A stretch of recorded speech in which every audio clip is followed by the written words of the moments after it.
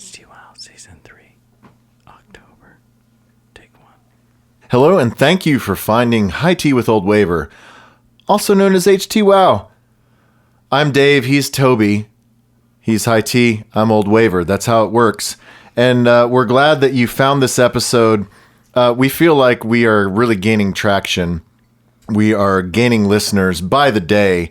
We are climbing the Apple Podcast rankings. And you know what? That's all because of you, the loyal HTWOW listener.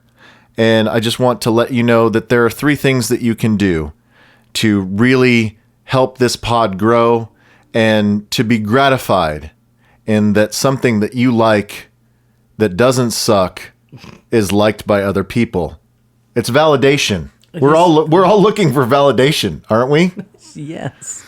I mean, Toby, you and I are looking for validation because we want people to actually listen to this and think that it's like worth listening to. You're exactly right, Dave. Yes. So let's all work together and spread the HTWOW gospel. There are 3 ways that you can do this. You can, number 1, tell a friend. Easy enough. Just send them a link to your favorite episode. Or if you know that they like a band that we've talked about, just send them a link to that episode. Or if you know a dude that is super into beer or super into music and is a total dork, just say, hey, there are 2 idiots that I think that you would really identify with. And just send them oldwaver.com or send them the iTunes link to the pod. Second is to become a patron. You can go to HTWOW on patreon.com, or you can go to oldwaver.com and click on premium, become a subscriber. That gives you access for as little as $5 a month to the exclusive After Dark podcast that is even more drunk with even more music than the regular pod. And you get access to all of them that have occurred since the beginning of the year. So it's an outstanding value at just $5 a month. And you get merch. I don't know. I mean, shit, what do I have to do? And then number 3, the more that you, our loyal listener, leave us 5-star reviews, particularly if you take a extra half second and write some words, even if it's just, they good. That's good. Yeah.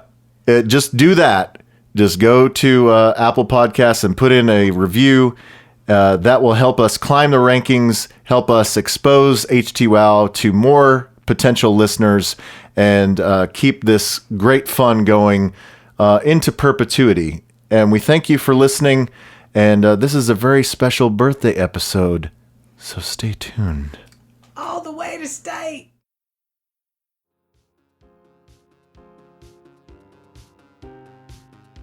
But I'm saying at some point that the same thing that happened to the record industry will happen to every other industry. Everything. It's going to happen to everything. And then robots will kill us all. And it'll be fine. Dude, I'll fight a robot, bro.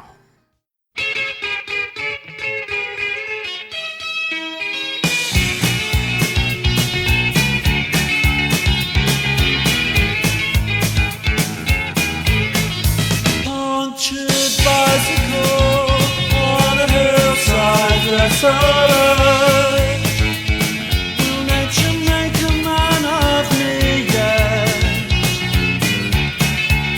When in this charming car, this charming man, why pamper life's complexity when the leather runs smooth on the passenger seat?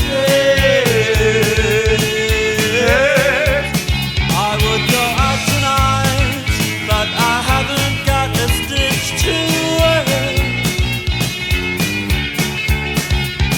This man said it's gruesome that someone so handsome should care.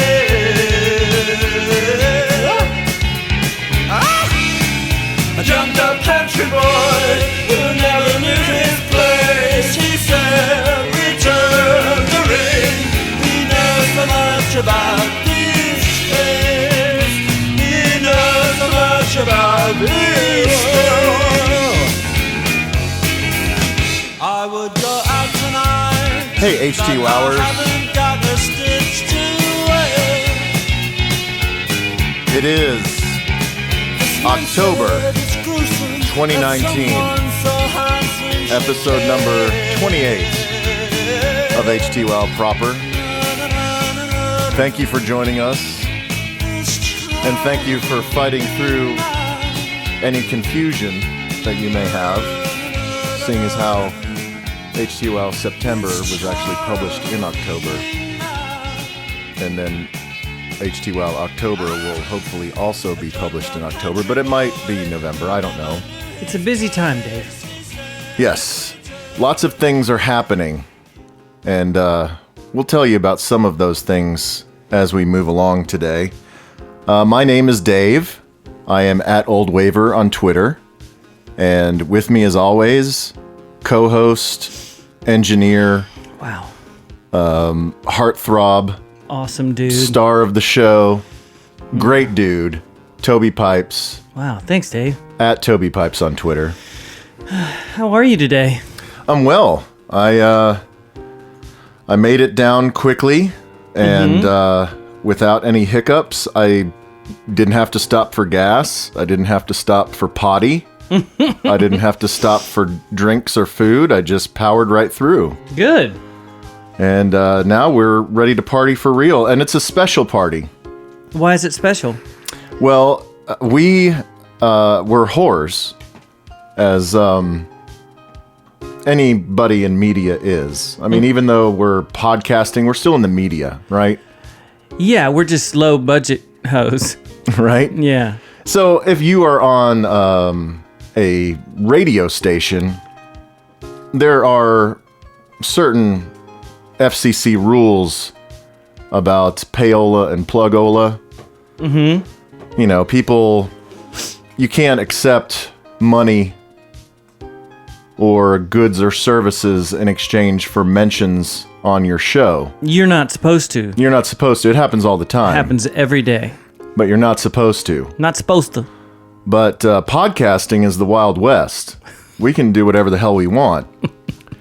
And so this month is special because this October edition of HTWOW. Uh-huh. I feel like I should be getting ready for a crowd thing. You're setting me up here. Go ahead, I'm ready. It's a special birthday gift to Stephanie. Yes. Stephanie and her husband Rick are from Plano, and they are both HTWOW P1s. Yes. Stephanie is in fact a patron, so we'll continue to give her birthday love on the After Dark. But Rick reached out to us and said, it would be fun if I could pay you money to give a birthday shout out to Stephanie. And I said, you know what, Rick? I'm going to do you one better. I'm going to let Stephanie pick the beers that are provided by Goodfriend Package. Yes. And I will let Stephanie pick our intro and outro song. Perfect. Well, she did a great job.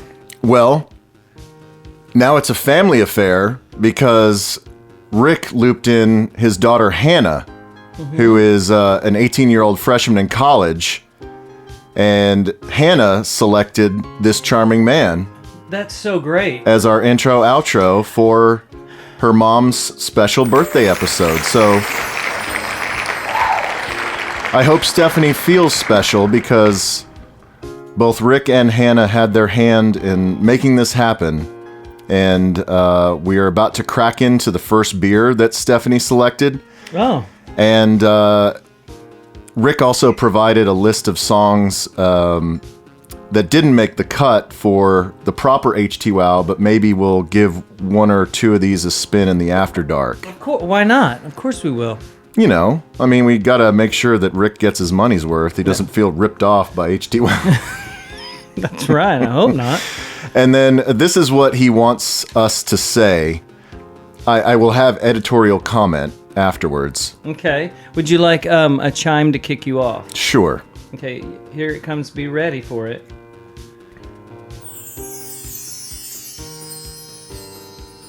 Happy birthday, Stephanie. We hope your Auburn Tigers kick Bama's ass at the Iron Bowl on November 30th. Wear your HTWOW birthday t-shirt proudly. Hannah misses you.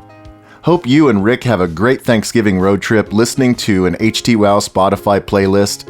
And remember to stay frosty. Yay! That's so great. Now, my editorial comment is, I hope that Bama kicks Auburn's ass in the Iron Bowl. Oh, well, I'm with them. Because I am the biggest Alabama fan that you've ever met.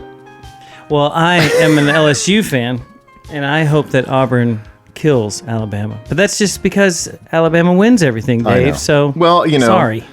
I'm marrying an Alabama lifer, so I get to coattail. She is a very important Bama. Yes, and so I'm allowed. So I do get it. I'm allowed. You are allowed, and I do understand, definitely. But, so I hope that it's a competitive game and both teams play hard and no one gets hurt and Alabama wins at the end.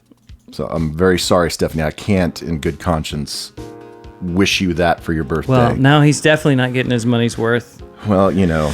Go Auburn. I have some principles.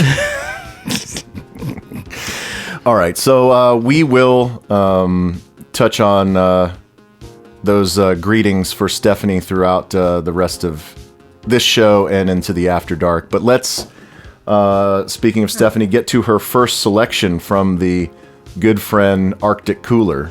And so the Goodfriend, just because they're so amazing, just happens to have all these beers that she wanted? Well, it was a bit of an adventure because the beers that Stephanie likes are extremely rare and extremely strong. Oh, dang. And so we found one of them, and then we had to call an audible on the second one. So I'll talk about that later. But the first one is, I believe, it's one of her favorites of all time. And hopefully she's able to find some. It's not in season, but we were able to find some. And hopefully she can have some for her birthday celebration or her Thanksgiving celebration. But it is from the brewery known as Clown Shoes. You familiar with Clown Shoes? No, I don't. We haven't had that, right? No. So let's see. Clown Shoes is from Boston. Oh, they're from Boston. They're from Boston. Okay. So this is Space Cake Double IPA. This looks insane. And it's a 9%er. Is this what, like, those Juggalo people drink?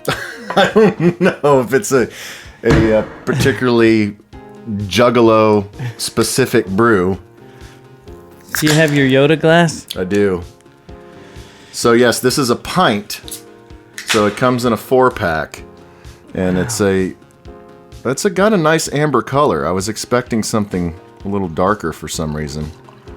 This is her favorite. Are they from they're Texas people? Yeah, well, she's from Gainesville, Florida, I believe. Okay. But I don't know at what point she went to Auburn, and then at some point she ended up in Texas, and then got hooked up with Rick. But I guess they both are just beer people. Mm-hmm. And they obviously like them some IPAs. Now, so let's kick down this space cake.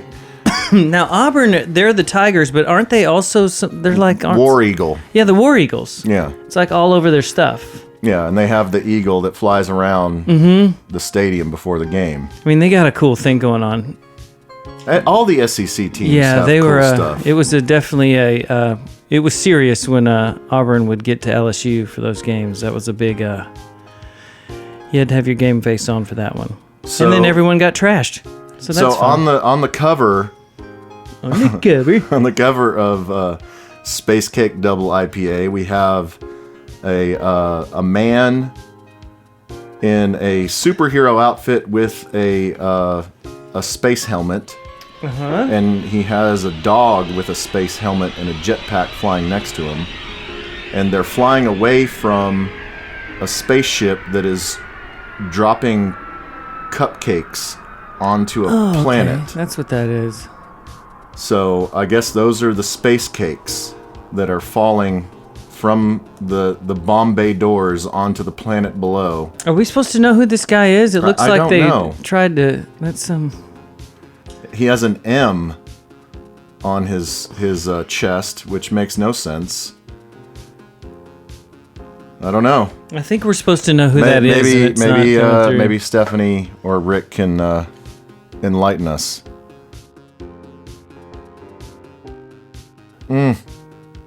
Yeah.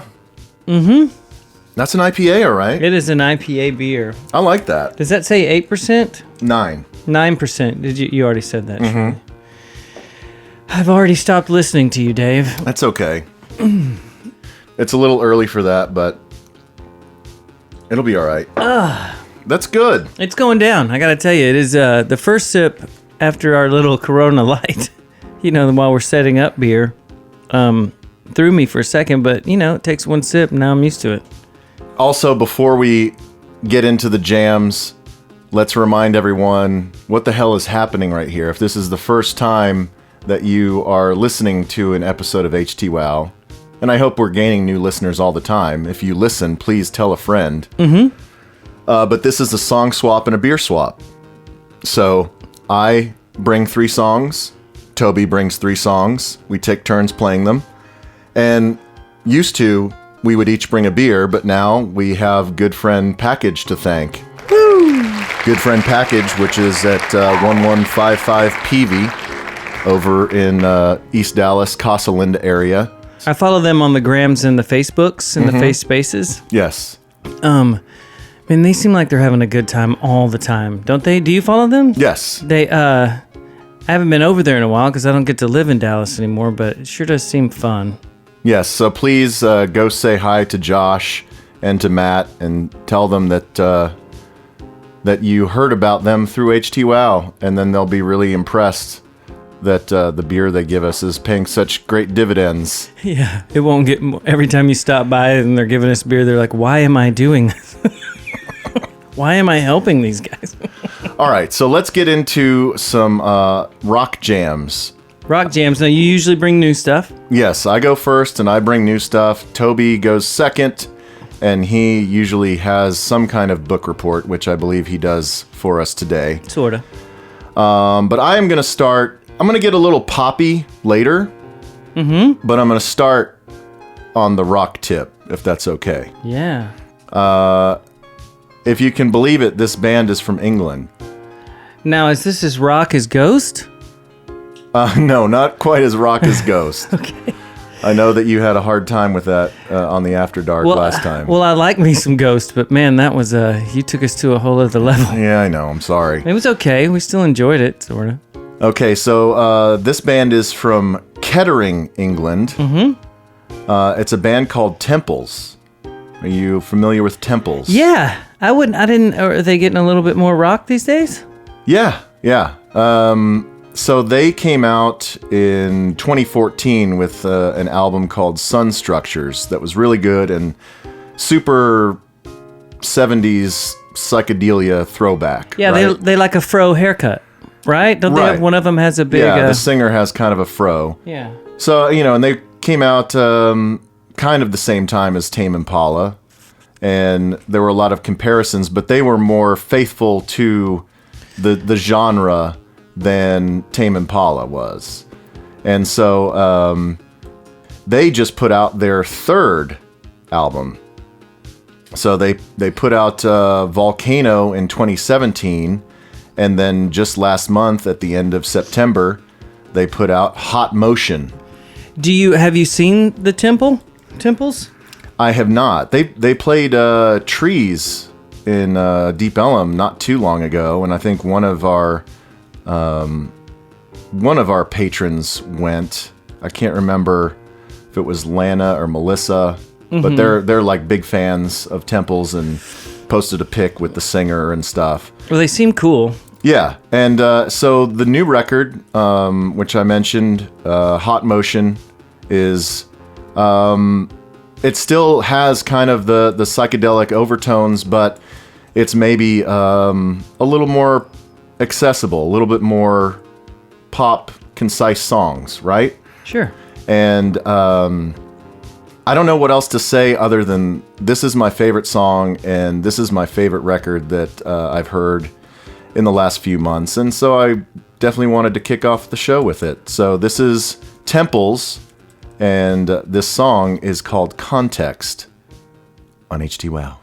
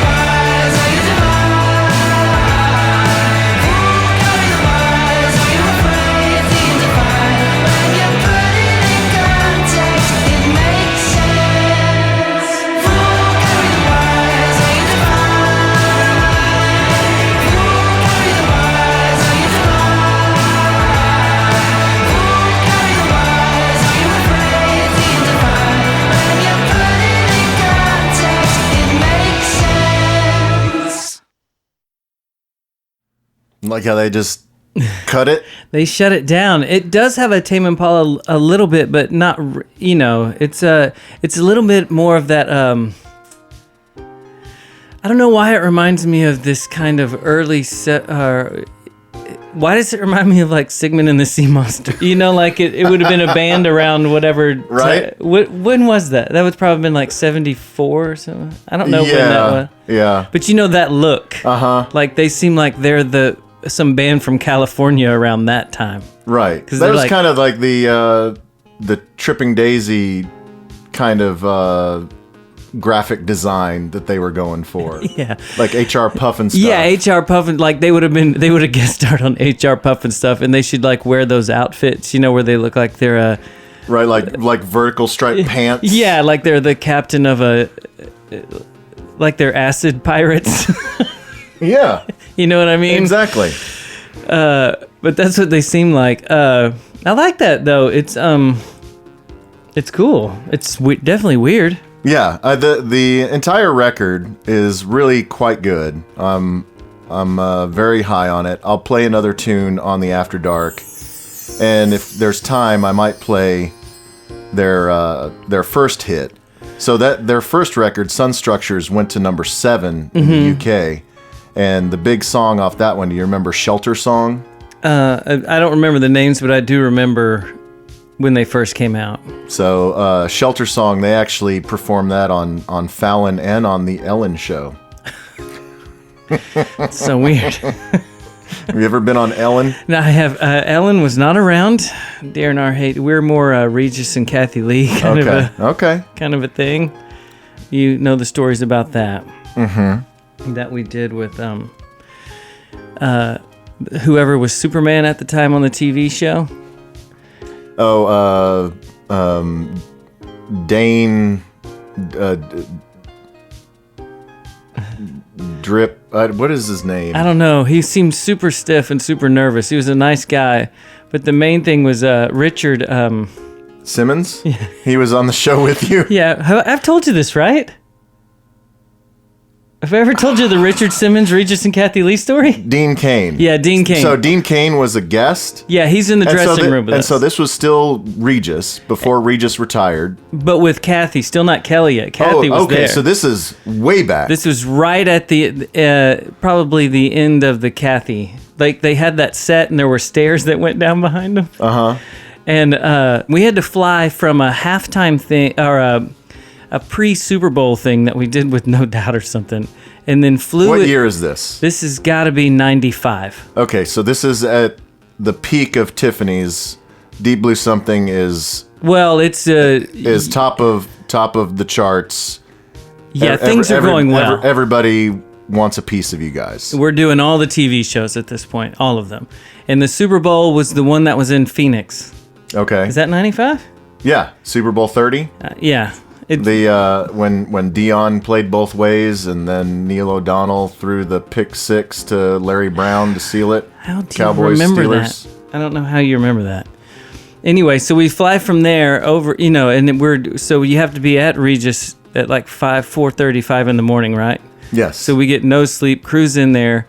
Dean Cain that's the Superman guy? Yes. So he's in there, but we're kind of, we're band dudes. We don't know anything. So we're kind of like, well, there's some good looking dude over there in the corner who seems a bit nervous. And then Richard Simmons keeps running down the hall into our dressing room, and he'll look at us and he'll say something crazy and then take his pants down. Right? So he has his own separate dressing room? Yeah, well, I think most people usually do on the thing. For some reason, I think we were only in that room. The Dean came for just a second. It was like a giant one. So that was like the green room. Yeah, there was like green rooms down the hall, and Richard Simmons needed his own because obviously he's out of control. And so he comes in there, drops his pants, but he wants all of our attention first before he does it. But he has another pair of shorts. His outfit. It's the same one, the stripy shorts. Yeah, the American flag shorts. No, they look kind of like peppermint stripes. Oh, right, yeah. And then his shirt, right? But he'll drop them, but he has the same pair of shorts under them. That's his gag. That was his thing. And then his handler would come get him and just be like, Richard, leave them alone. And he'd be like, but we're laughing our ass off. And then he'd be gone for a second and then come back and do it again. And we were like, what's he doing? Like, he's crazy. And then, so we go out for our sound check thing. And we kind of played through the song, and Regis is out there, and he's funny. He's exactly how you think he would be. And then they all leave, and there's a piano sitting over in the corner, and Todd just kind of starts playing on it. This is before guests, or before the crowd comes in and all that stuff. And he's playing on it, and Todd looks up, and on the stairway Richard Simmons is just doing like these pirouette, like ballet moves all the way down the stairs to everything Todd's doing on the piano, and he's just staring at him going, oh my God. Richard Simmons is out of his mind, and his handler comes and gets him and drags him off, and he's like, this is crazy. But we find out the reason why he keeps doing this with the shorts is he did this on the show to, remember, because they had a thing, him and Regis. Yeah. They would be at odds, but it was funny. They would kind of yell at each other, and he would try to control him. And so in part of the thing, he just would pull his pants down real quick to freak him out, but he had on his... So he was just trying it out on us. He was just rehearsing to make sure he could do it. to see if people would laugh at it, which we did. But yeah. Was he on like diet pills or something? Was he totally hopped up? Dude, he was lit from the second we were in there till we left. I sat next to him on a plane one time, and he was like, I love Richard Simmons. Is he still alive? He's alive. Yeah, he's alive, right? Because there was he was supposedly being held hostage by his personal assistant. Oh my God, maybe that's who kept coming to get him. Or maybe that's what he tells people because the guy won't let him do anything. Yeah, he's still alive. Okay, 71. Good. 71 years old. Wow. Now he's as old as the people that used to do his workout videos. Yeah, so in March 2017, LAPD conducted a welfare check. And then he was hospitalized in April of 2017 for severe indigestion. Whatever that means. You can be... And then he sued the National Enquirer and a couple other outlets for libel and false claims that he was undergoing gender reassignment. And he lost that lawsuit. And then in June 2018, he sued a private investigator in LA, claiming that the PI had placed a tracking device on Simmons' vehicle. He sounds paranoid. Yeah. But I don't see the thing about the... says Simmons has not made any major public appearances since 2014. And in March 2016, speculation began that he was being held hostage by his housekeeper.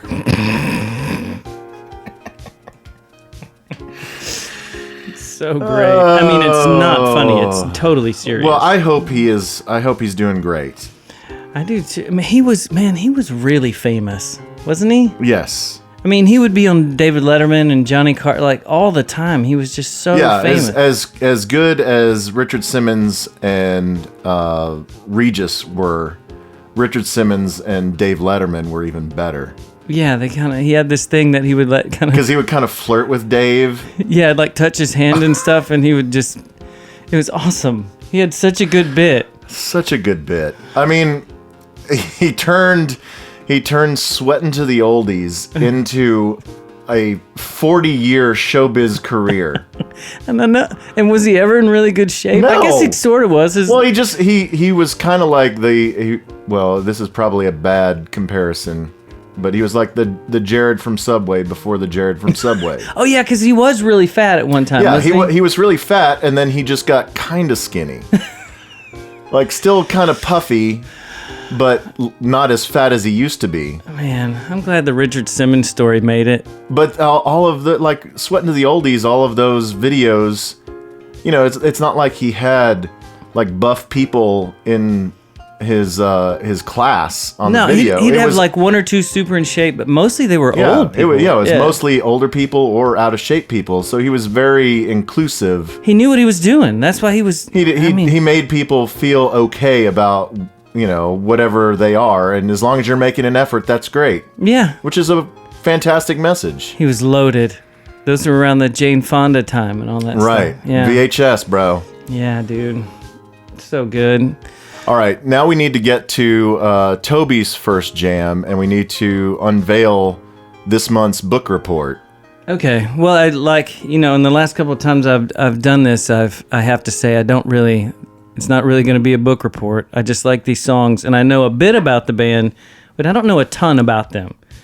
My theme is about Suede. What do you think about Suede? When did Suede enter your life, Dave? I mean, they were among kind of the second tier Britpop bands in the mid 90s. So I was aware of them. Most people consider them, Blur, Oasis, and maybe Pulp as they were ahead. Like I think they were one of the first bands to be called Britpop, but they hated the term.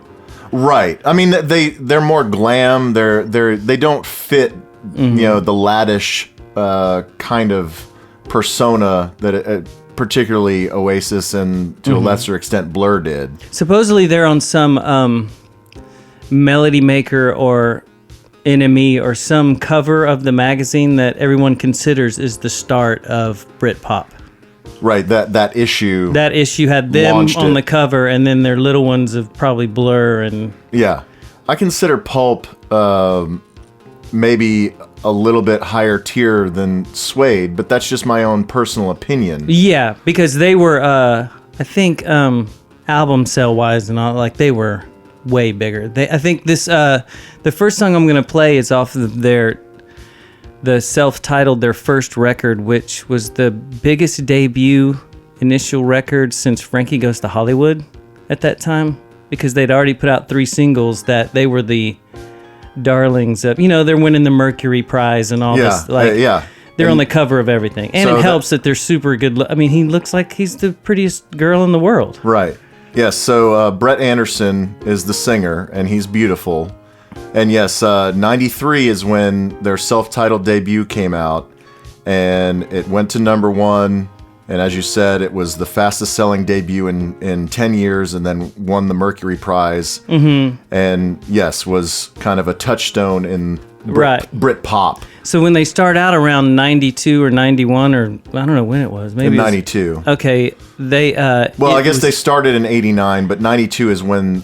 they were dubbed the best new band in Britain. Right. So when they first start off, it's him and his girlfriend at the time was that singer from Elastica. Do you remember Justine? Do you remember Elastica? Yeah, and she ended up being Damon Albarn's girlfriend, right? That's why she eventually was out of Suede, because she would show up to practices late saying that she they were a couple. Damon.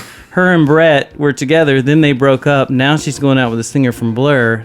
Late to practice because she was at a Blur video or like something. Yeah. And he was like, well, I'm done with this. I kicked her out. Because at first it was just him and her, because they met at some, you always meet at some college, right? Right. And his buddy, his childhood, the other main guy that's been in it the whole time, Matt Osman. Yes. They start the thing with pretty much just a drum machine. Like how me and Nolan used to do it, where we just stood up there and with a drum machine and right. Because at first you're just practicing and stuff. You don't want to deal with a drummer. So and then they put out an ad, and you got to read this. Or do you have it pulled up? I have their wiki pulled up. Okay, see if you can find on there the ad that they put in. It's the Enemy or Melody Maker ad that if you lived in England at the time and you wanted to be in a band, you know how it comes up all the time that the biggest band in the world just needs a guitar player, and you should have read this ad. So it was the October 28th, 1989 issue. Yeah, read what their ad said. It said, "Young guitar player needed by London-based band. Smiths, Commotions, Bowie, Pet Shop Boys, no musos. Some things are more important than ability. Yeah. Call Brett." Yeah, like be cool. Don't be super band. Don't be super musician guy, because that sucks. But isn't that awesome? Yeah. So Bernard Butler answers the thing. Have we played a Bernard Butler thing? No. I feel like I did around the Long Pig time or something. No, but yeah, he was 19 at the time. Yeah, and he's amazing. But he's got a full story that comes on later during the middle of this, before we get to the later songs I'm going to play. Right, yeah. So, I mean, it's crazy that they go from, and I know you'll get to this later, but they go from Bernard Butler to Richard Oakes. Yeah. Like from one look on there guitar genius to another. When they finally get a drummer, because their drum machine kept messing up on stage. So they finally get a drummer. They have a guy for a second, and you saw that they have the big Smiths influence. Mike Joyce almost joined them, but he said he'd be too much of a disturbance. Like people would compare them too much to the Smiths, so he didn't do it. And then Ricky Gervais introduced him to their drummer. Do you see that on there? No. It might but not be on there. But that's a great note. Yeah, out of nowhere, the drummer, I think this one that they still have now, these two guys, Ricky Gervais and the other dude, worked in like the student union or something and had heard of the band, and Ricky Gervais was like, hey, this band Suede's looking for a drummer, and introduced him, and he's been the drummer ever since. Yeah, it says they placed another ad for a replacement drummer. To the band's surprise, it was answered by the Smiths' former drummer, Mike Joyce. He ultimately turned down the job as he felt Suede had to forge their own identity. And then, yes, Simon Gilbert, their permanent drummer, was introduced to them by Ricky Gervais, who would later become, All the stuff. super famous. But at that time, Ricky Gervais was just a struggling musician as well. Yeah, isn't that crazy? I mean, out of So nowhere. nuts.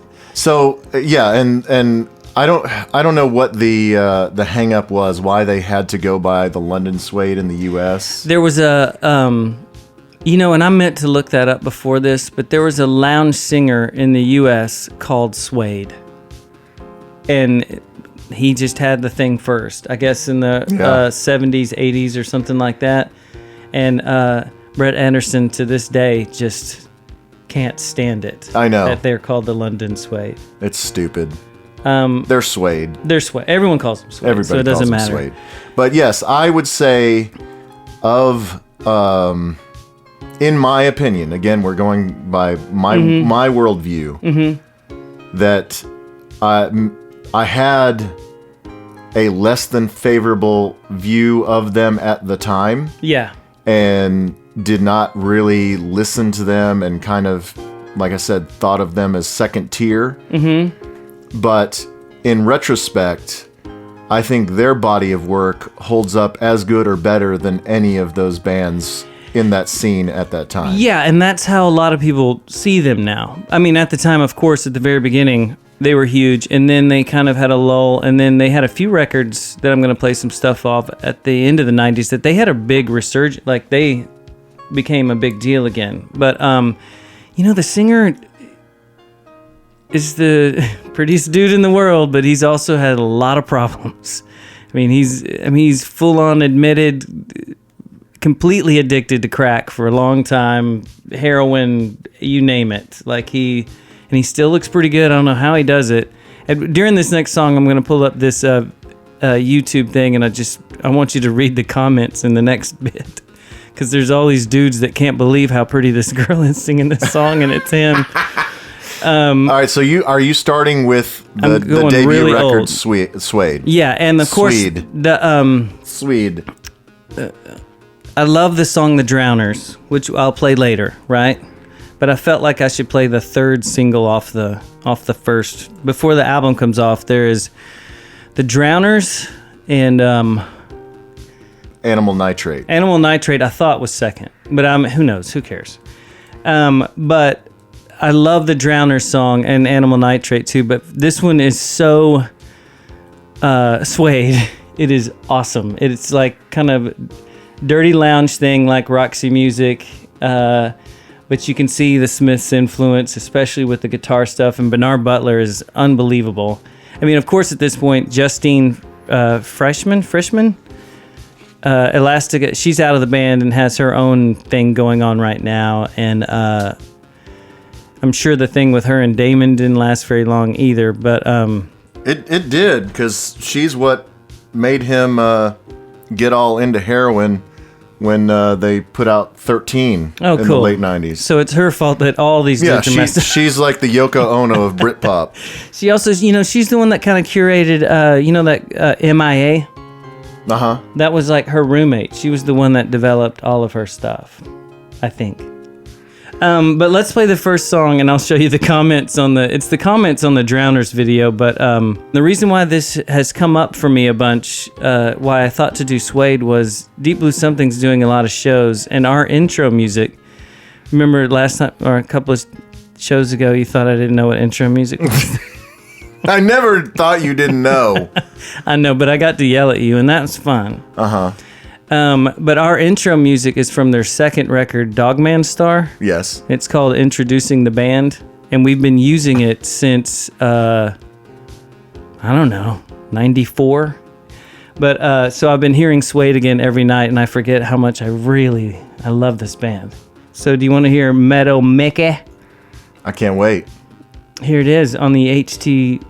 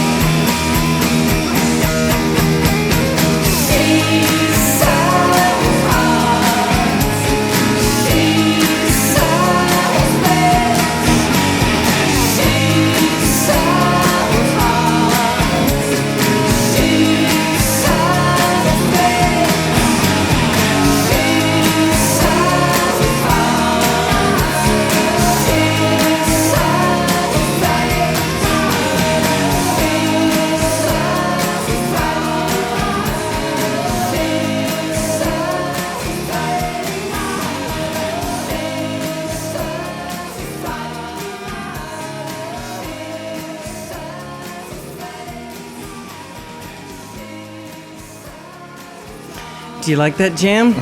So good. It's cool, right? I mean, you could see that around that time just being like, what is this? You know? It's really good, though. But I think it's just cool. You know, like we always say, England's one of those places that there's it seems like only 10 people live there, where, of course, you break up with the singer of Suede and then you start going out with the singer of Blur, because there's only 5 people, so you can only, right. You know, it's just really funny. But yeah, I still really like Suede, and yeah, Introducing the Band has been our opening song since for 30 years, and there's only like 3 people ever that have come up to us and go, "Hey, is that a Suede song?" Because no one knows it. No. So they just why would they? Yeah. But the producer guy, and the only reason why I mention it is it'll come up later because of Bernard Butler, but our Bernard, his name is Ed Buller, and I think he's come up on the show before because he's done, I think he's done some mixing on Souvlaki, the Slow Dive stuff, and Lush, and Boo Radley's, and, you know, but his main thing is, of course, at one point he was the keyboard player for Psychedelic Furs. Of course. Everyone's been in psychedelic furs at some point. You know, But he's a cool dude. I can't remember if I sent this to you or if you saw it, but going back to our conversation in last month's pod talking about Roxy Music, there was, ironically, I think it was on Pitchfork, they like do a Sunday review of like a classic record, and they did a Sunday review of Avalon. I saw that. I think Jeff K reposted it. Yeah, and so it was really interesting because, you know, the guy who wrote it was, you know, very detailed and kind of tracing everything back, and talked about how, because you had mentioned leading into Suede about the whole art school thing. Yeah. And just, you know, all of these creative types, you know, meeting in art school and forming bands, and, you know, just that was what kicked off the glam movement in the 70s, and then the punk movement in the late 70s, early 80s, and then Britpop. And so it was, I mean, if you want to, the worst thing to do if you're a musician is drop out of school. Right. You keep go as far as you can, because eventually you're going to meet someone in college, and then you can drop out. So, well, it wasn't even college. Art school was high school. Oh, yeah, because they're like after 16, then they cruise to art school, or they're doing that like at 14. Yeah, I can't remember, but in this article in Pitchfork talking about Roxy Music and the formation of the band, they kind of go all the way back, that post World War II, so many schools had been, especially in the London area, had been bombed out. And so they did like a whole survey of the English education system, and they saw, like, especially out in the sticks, you know, and like in like the tiny towns, that they still had like one-room schoolhouses with like outdoor plumbing, you know, or no indoor plumbing, like an outhouse in the back or whatever. They're just eating beans for lunch. Right. And so that's when the concept, and like most kids at that time stopped going to school at like 13, 14. And then they would go to work in the factory or the mine. And smoke with cigarettes. Yeah. And so that's when the concept of art school came about, that you could apply for scholarships, and the government would pay for you to go to a private art school. Yeah. And so if you were, you know, on the fringe, if you didn't fit in at regular school, if you were going to drop out anyway, then you would just go to art school so you could still get a degree. And then that's when you met all the people that were just like you. Yeah. And then you form a band, and the rest is history. It's English hippies. Oh, they all end up like Withnail and I, and they just live in really crappy apartments. Right. But it's just interesting how it was all, you know, it was all state mandated to try and, you know, kind of like Robin Hood, the English education system. And it worked out for everyone, because we ended up with some great tunes, bro.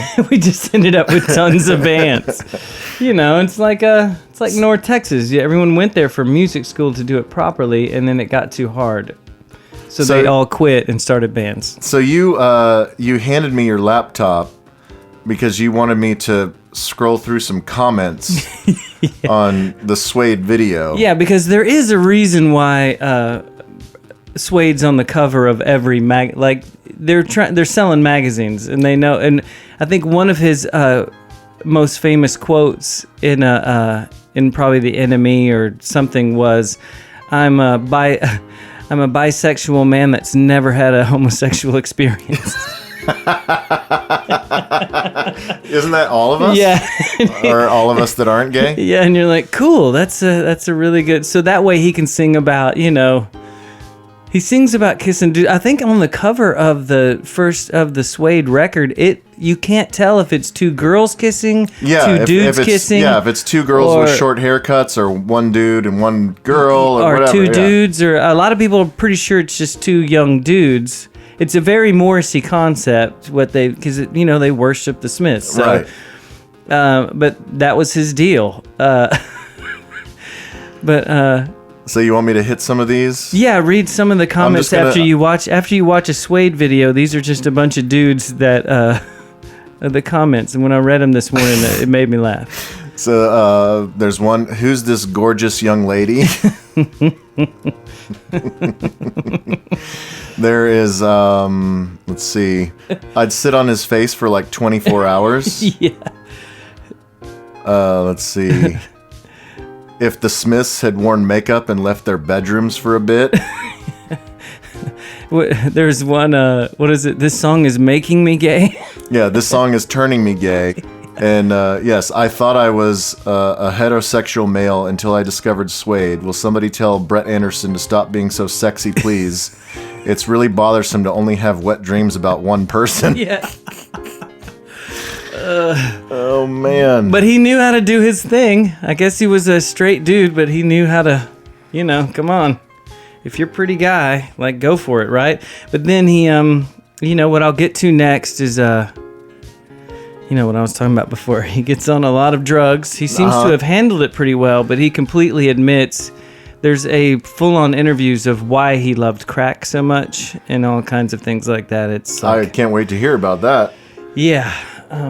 So before I get to my next tune, and I don't want to necessarily get into like a huge, in-depth conversation, but I just wanted to kind of take your temperature on this because I've had the opportunity in the last couple months to see Deep Blue Something like 3 or 4 times, different random shows that you've had since the reactivation. Because we like to all hang. Yeah. We So like to yeah. So when it's within driving distance, and if I have the time, I totally like to go support my buddy and like to hang out pre and post And sometimes there's a bus. and sometimes there's a bus to hang on.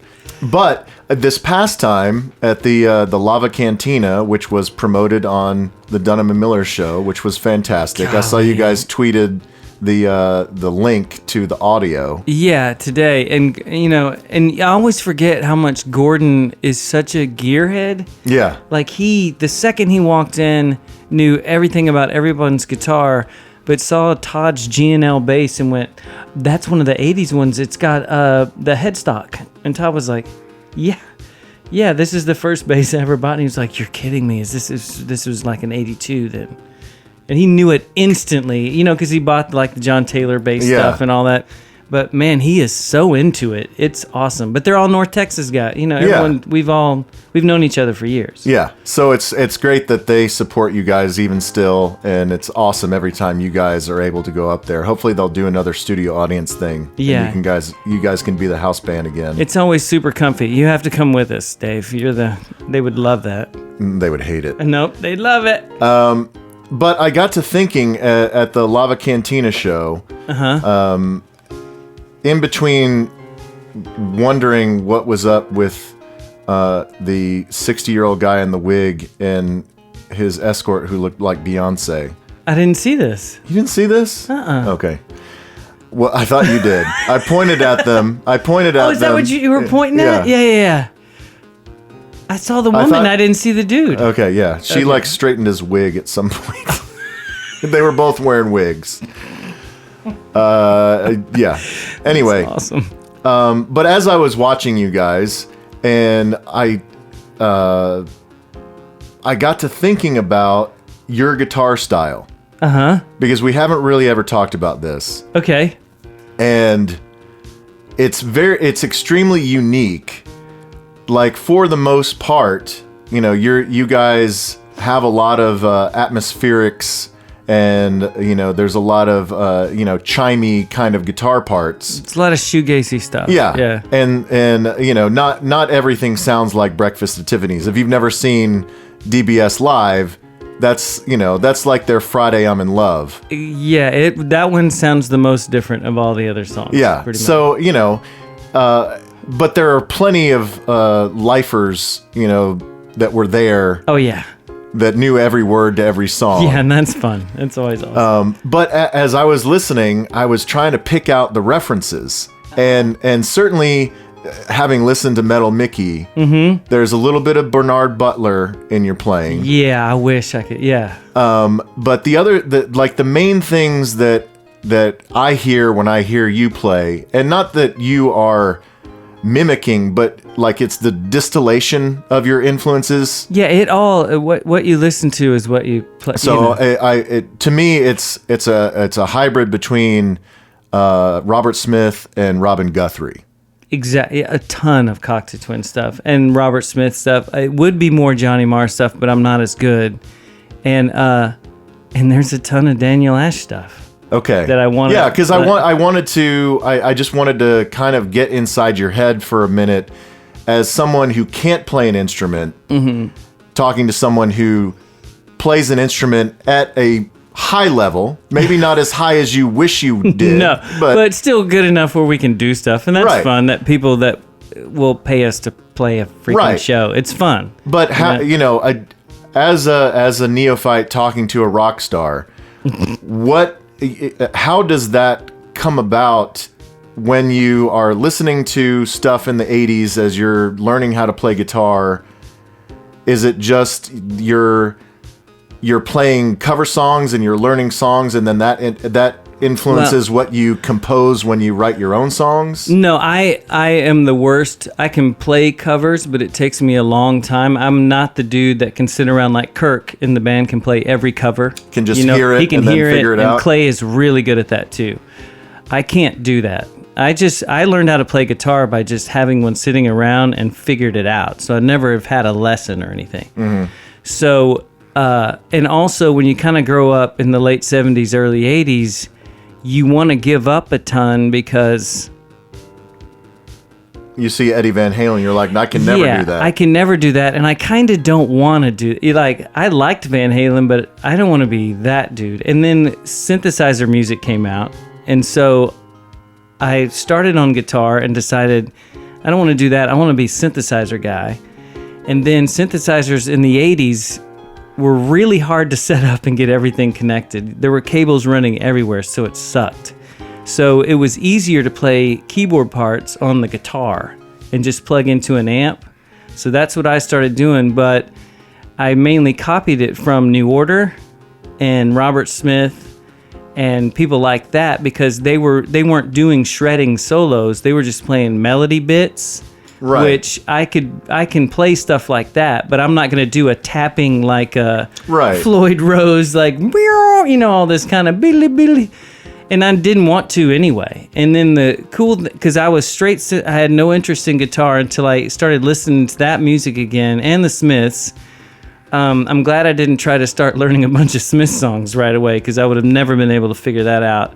But learning Bauhaus songs and couple of Cure numbers and New Order stuff, I could do that, and so that's when I started playing guitar again. But I still didn't know what any of the chords were till probably my first year at college.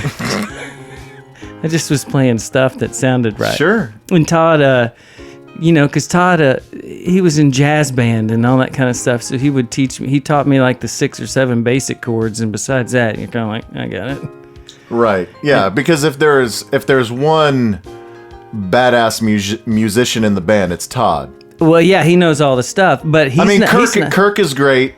Everybody, they're actually probably even better musicians. Kirk and Clay can play anything.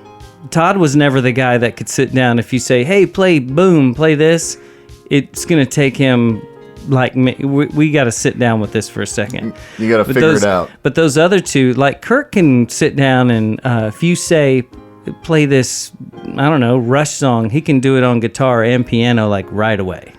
He's just one of those dudes. Yeah.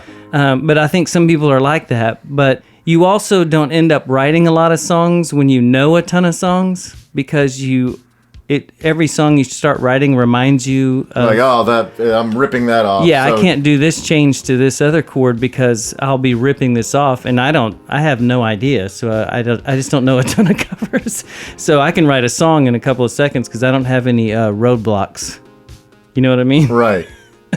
Well, I wish I could do all that. That'd be awesome to know how to just sit down and play everything. Yeah. But well, that's cool. I just wanted to kind of see if I was on the right track. No, that's dead on. It's all. I wouldn't have picked out Daniel Ash, but now it makes total sense. Yeah. We were Because he does play those kind of simple melodic lines. and there'll be out of nowhere really distorted flanger things that Yeah. I was like, I love that.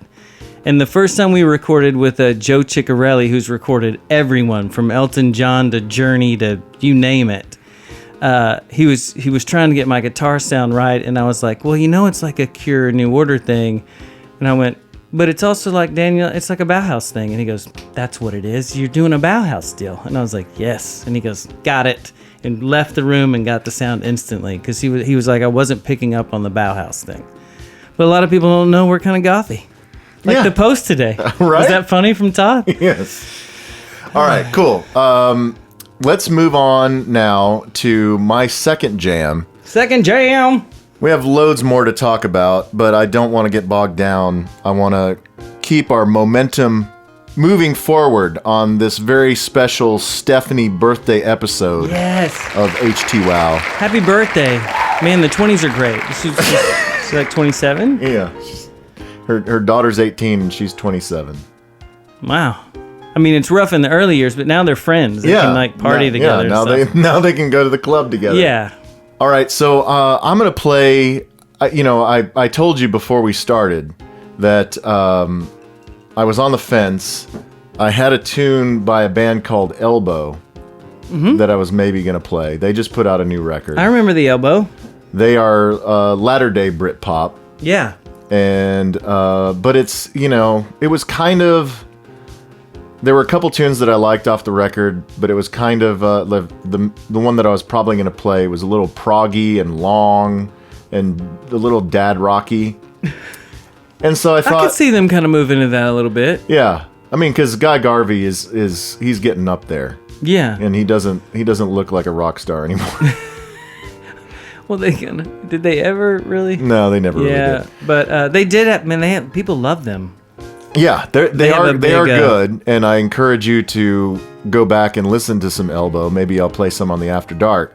But I decided, since this is Stephanie's birthday episode, Yes. then maybe it should be a little bit more of a party. Yeah. Maybe there should be a little bit more girl power. I already love where you're going with this, and I don't even know where you're going. So this next song that I'm going to play is off of the debut record from a young lady named Caroline Polachek. Okay. Do you know that name? No. Where's she from? Well, I guess she's out of New York City, but before she went solo, she was in a band called Chairlift. Do you remember Chairlift? Yeah, I do remember the name. So she originally formed Chairlift back in 2005 when she was living in Boulder, Colorado. And then she moved to Brooklyn in 2007, and in 2008, Chairlift released their debut record. So they put out 3 records as Chairlift. The one that I know is the one from 2012 called Something. Mm-hmm. And I remember really liking that record at the time. And then she and the other dude from Chairlift decided that they were going to kind of dissolve the band and go their separate ways amicably. Okay. Oh, she's not still with him. No, Okay. no, she's totally doing her own thing. And so the other dude in Chairlift was Patrick Wimberly. Mm-hmm. And he has worked with Beyonce and Solange, and he produced MGMT's record Little Dark Age. Remember we played that? Is he from Houston? I don't know. I mean, he's born in Nashville, but now he lives in Brooklyn. Huh. But I guess he, is well regarded enough that he ended up working on some Beyonce stuff. And her sister. Yeah. Well, and the Beyonce connection continues because Caroline Polachek, she wrote and produced the Beyonce song No Angel. Oh. I don't know that song, but...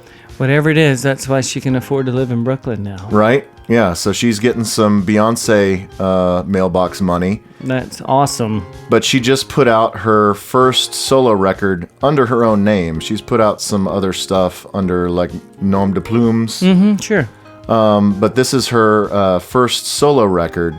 And if you look at the album cover, it's kind of like she's kind of an alt Wonder Woman.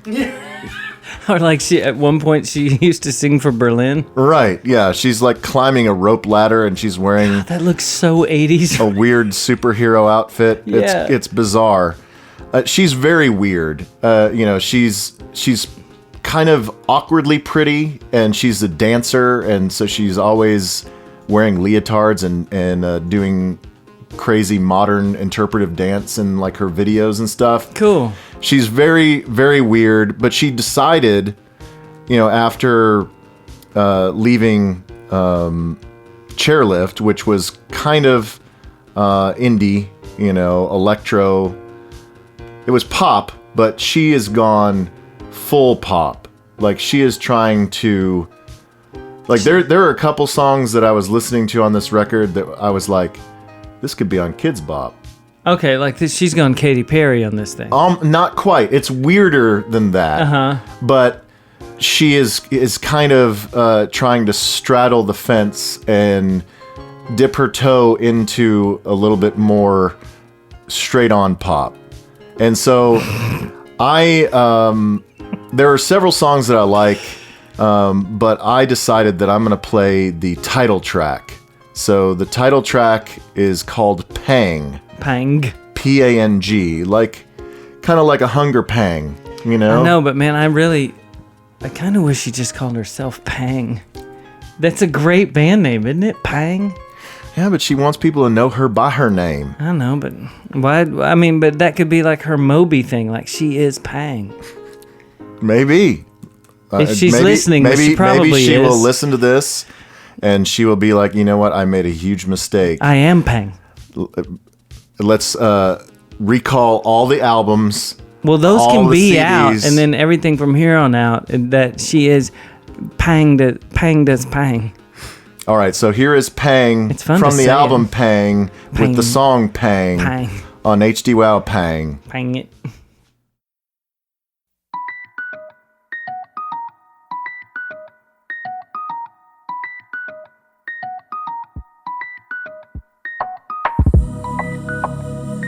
There's a look in your eyes when you're hungry for me.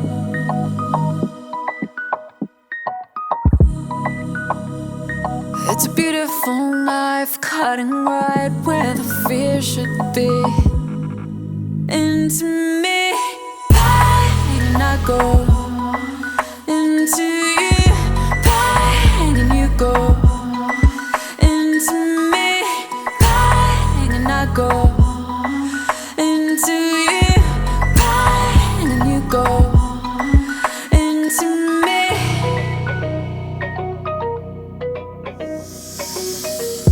Tell me what you're afraid of. Tell me what night is made of. What can I not destroy for you? Color the night electric, killing me like a secret. I open the door and you run through. Into me, bang, and I go. Into you, bang, and you go. Into me, bang, and I go. Into you, bang, and you go. Into me, color the night electric, killing me like a secret. I open the door and you run through. Into me, bang, and I go. Into you, bang, and you go. Into me. There's a look in your eyes when you're hungry for me.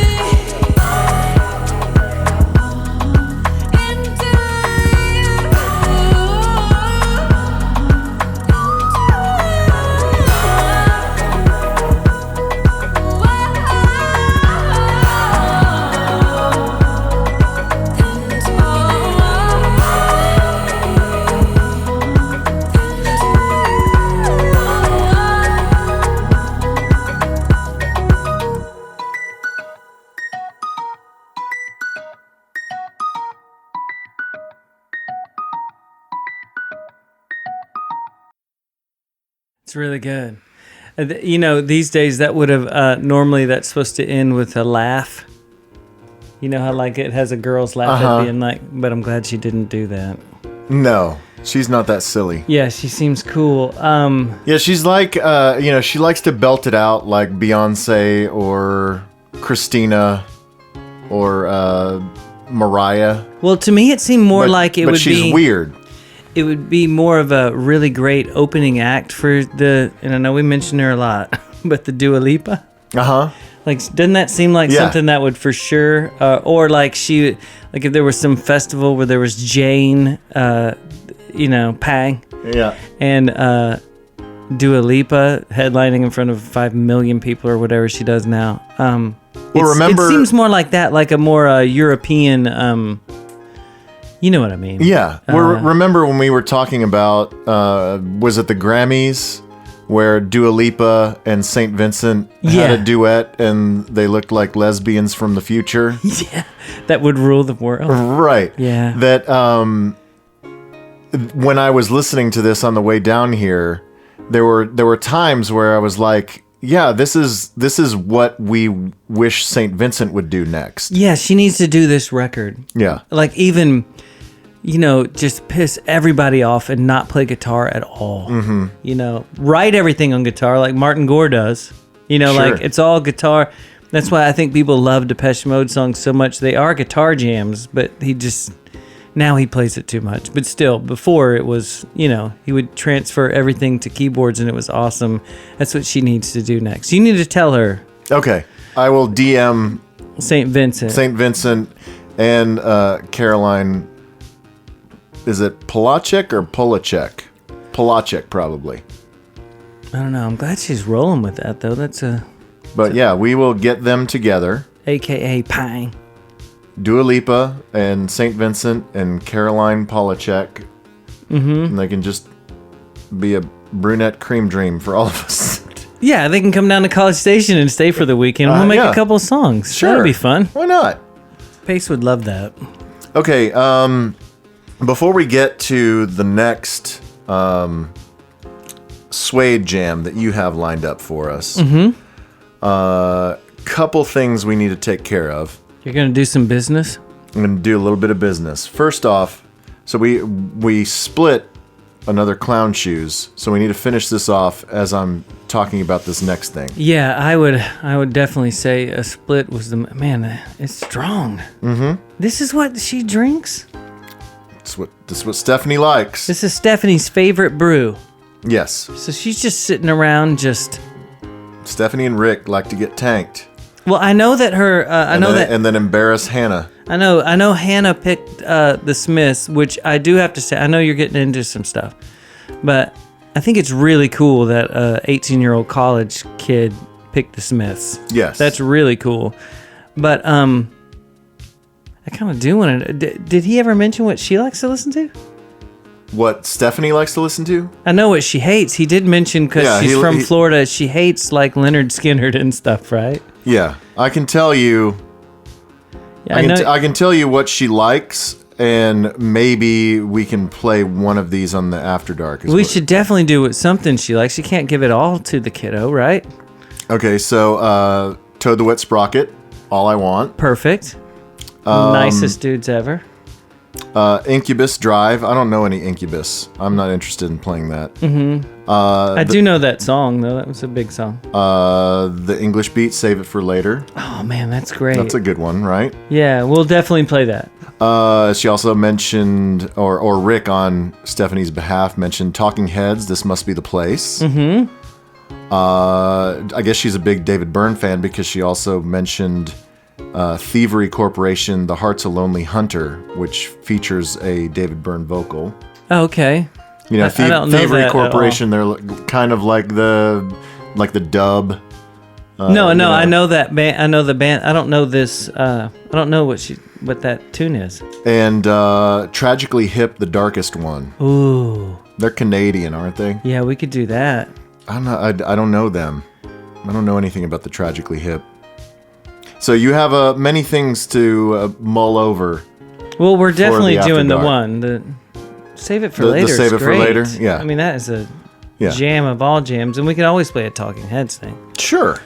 All right. So before we get to Stephanie's next beer and then Toby's next tune, I wanted to thank all of the HTWOW listeners who answered the call and posted reviews on iTunes. We had a contest between the August and September pod, and we had a few people do it then, and a couple people reached out to me and proved their identity, and I sent them HTWOW shirts. That was nice. And then, I've been investigating, how can HTWOW climb in the rankings? How can we be more popular on iTunes? Well, in our category, what are we, like 39? We are now 40. That's not bad. HTWOW is on the music commentary chart We're top 40. on iTunes or on Apple Podcasts. We are number 40. Right, Casey Kasem would have to mention us. Right. We would be the last thing, and he would probably... Oh, no, we'd be just- the first thing. Right, but he would play just like a clip. He wouldn't play our whole song. Or, yeah, Or maybe just mention us and not play he'd anything. mention it to so-and-so who's... You know how he does. Yeah. So, but I Do you want to hear my Casey Kasem story at some point? maybe later. Not now, but man, he's felt like Mr. Burns. We had to take a picture, and I had to hold his back, and I thought, man, he's gonna crumble in my hands right here. He's very similar to Richard Simmons in that his family Did they kidnap him? Kidnap him or Jesus, something. what's going on? Why aren't people? And what do they get out of that? Money. Oh, you kidnap him for the dough. Well, you when they're old and feeble, you just control them, and then you control their accounts. God, don't kidnap me, bro. Are you gonna kidnap me? No, Pace is going to. Yeah, she'll kidnap me. I don't care though. That'll be fun. Yeah. All right. So, anyway, I started doing a little bit of research, and I discovered that the best way, the best way to climb the rankings on Apple Podcasts, and there is a human element involved in Apple Podcasts in that they have actual humans that work there that kind of curate like the new and noteworthy, and they do like the front pages of different categories. Yeah, they see what's Like- on fire. They cherry pick, Sure. right?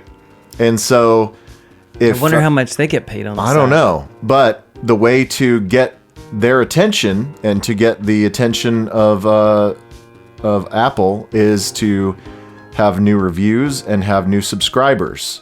So the more reviews you get, especially in a short amount of time, and the more new subscribers you get, especially in a short amount of time, the more you're going to shoot up the rankings. So Okay. this is where you, the listener, comes in. Get all your friends to subscribe. They don't even have to listen to it. They don't Just have to subscribe. Yeah. Just so it automatically gets pushed to them, and then they can say, no, I don't want to listen Yeah, to that sign crap. in under your kid's name. Right. Yeah. Open a bunch of burner accounts and subscribe to HTWOW. And then if you haven't already, or if you have other burner accounts that you can use, please go on iTunes and leave us a 5-star review. But don't just leave a 5-star review, write words, because the words are what matters. That's what matters. I mean, you can just punch a 5-star review and hit send. People don't care. I mean, it they matters. care, of It course. matters, but it matters more if you take the time to write Sure. things about us. And so I wanted to recognize those friends who have written about us in the last month or so, Recognize. and maybe give some inspiration to the rest of you who are slacking and are not taking this seriously. Yeah, show us. Tell us how it's done. So Big Man Restless writes, hang with friends, 5 stars. If you miss hanging in the den, listening to music, and getting a little buzz with friends, these are your new friends. See? That's nice. Andrew writes, for mowing or burning, 5 stars. This is the best podcast in the world for wasting time on 30 years of music. Great flow between the conversation and tunes. You'll hardly remember where 3 hours of your life went. Plus French falafel reviews. That was good, Dave. Yes. Matma writes, so much fun, 5 stars, great tunes, great buds, just a pleasure to listen to, and the After Dark is amazing as well, so look into that. Yeah, look into that. Look into it. If you think we're dumb now, should we do a little, do you want to do a tease of the After Dark now since you said it? Yeah. Okay, so here is what, if you were going to look into it. Just look at, this is a sneak peek. Just this is you looking into it. On the front, you have the girl that there's the model. The model that Brian Ferry was banging at the time. Yeah. Mm-hmm. On the back, you have Brian Ferry, the limo driver. He's the chauffeur. Yeah. And then you open it up, and it's the full lineup of the band, and they're all playing guitars. Yeah. And Brian Eno is the one on the left. And he has the most amazing, like he's prancing. He's prancing towards you. He's like a thoroughbred. And he's got feathers, so it's almost like he's like a charging ostrich. Charging ostrich. It's amazing. I mean, if that doesn't make you want to subscribe, I don't know what will. What are you doing? Why are you not on patreon.com giving us your money right now? Listen to that right after this. All right. Let's see. Becktrot writes, excellent, 5 stars. If you enjoy music, wasting time and drinking, or hanging with friends and talking shit, this excellent podcast will change your life. Did they really put that? Yes. Talking shit? Yes. Okay. BRM Bug writes, future award-winning background noise. It took me a little while to get around to it, but I'm so glad I finally started listening. I've discovered some real musical gems through Dave and Toby. I love hearing the histories, backstories, and connections amongst different artists, albums, and songs the boys bring to the table. That is one good thing to mention. There's no, you don't have to start at the beginning. No, you can. You can do it in any order you want. You can listen to the new ones, go back to old. There's no story. Well, here that leads us directly into this next one. See what I did? I'm so professional. Joel in Frisco writes, walking the dog has never been this much fun.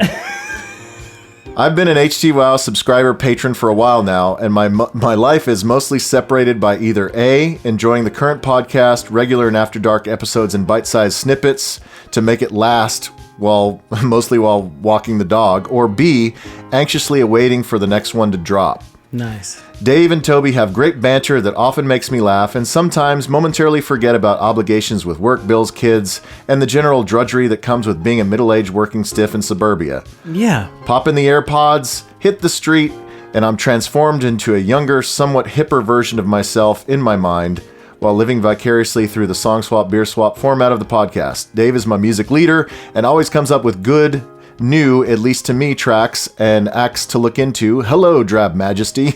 Yeah. And Toby is the yin to his yang, throwing it back to the 80s centric oldies, but goodies, often following a central theme for each episode.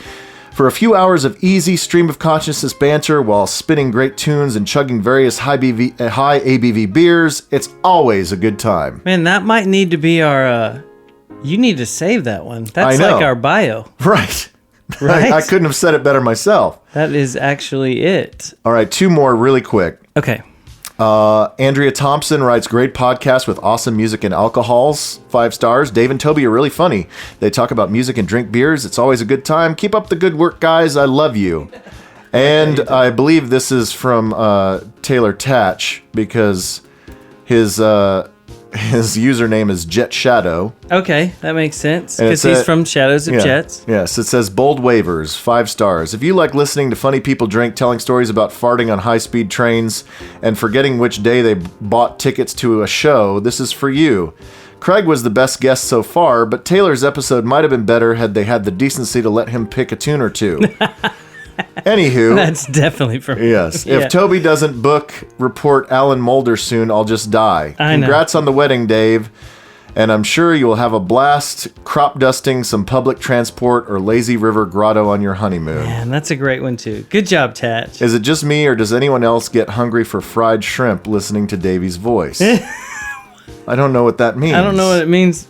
I don't know. But it's great. So thank you, Tatch, and thank you all H2WOW listeners for taking the moment that it took to give us a 5-star review on the Apple Podcasts, the iTunes. It makes a difference. It really does. It does. And maybe when we talk to you in November, maybe we'll be top 20. You think so? I don't know. Oh my God. If we go top 20, what are we going to do? Go out on top. Let's just retire. Just stop. We're gonna either quit from disinterest or go out on top. One or the other. All right. So before we get to your next tune, let's switch to Stephanie's second choice for beer. Good. Explain that while I'm trying to look for... I forgot which record this next song came off of, so Okay. get that beer.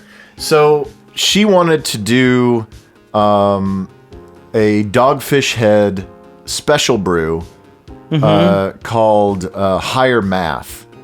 And so Matt Tobin of Goodfriend Package, thank you, Matt, he did his best to try and find it and could not because it was out of season.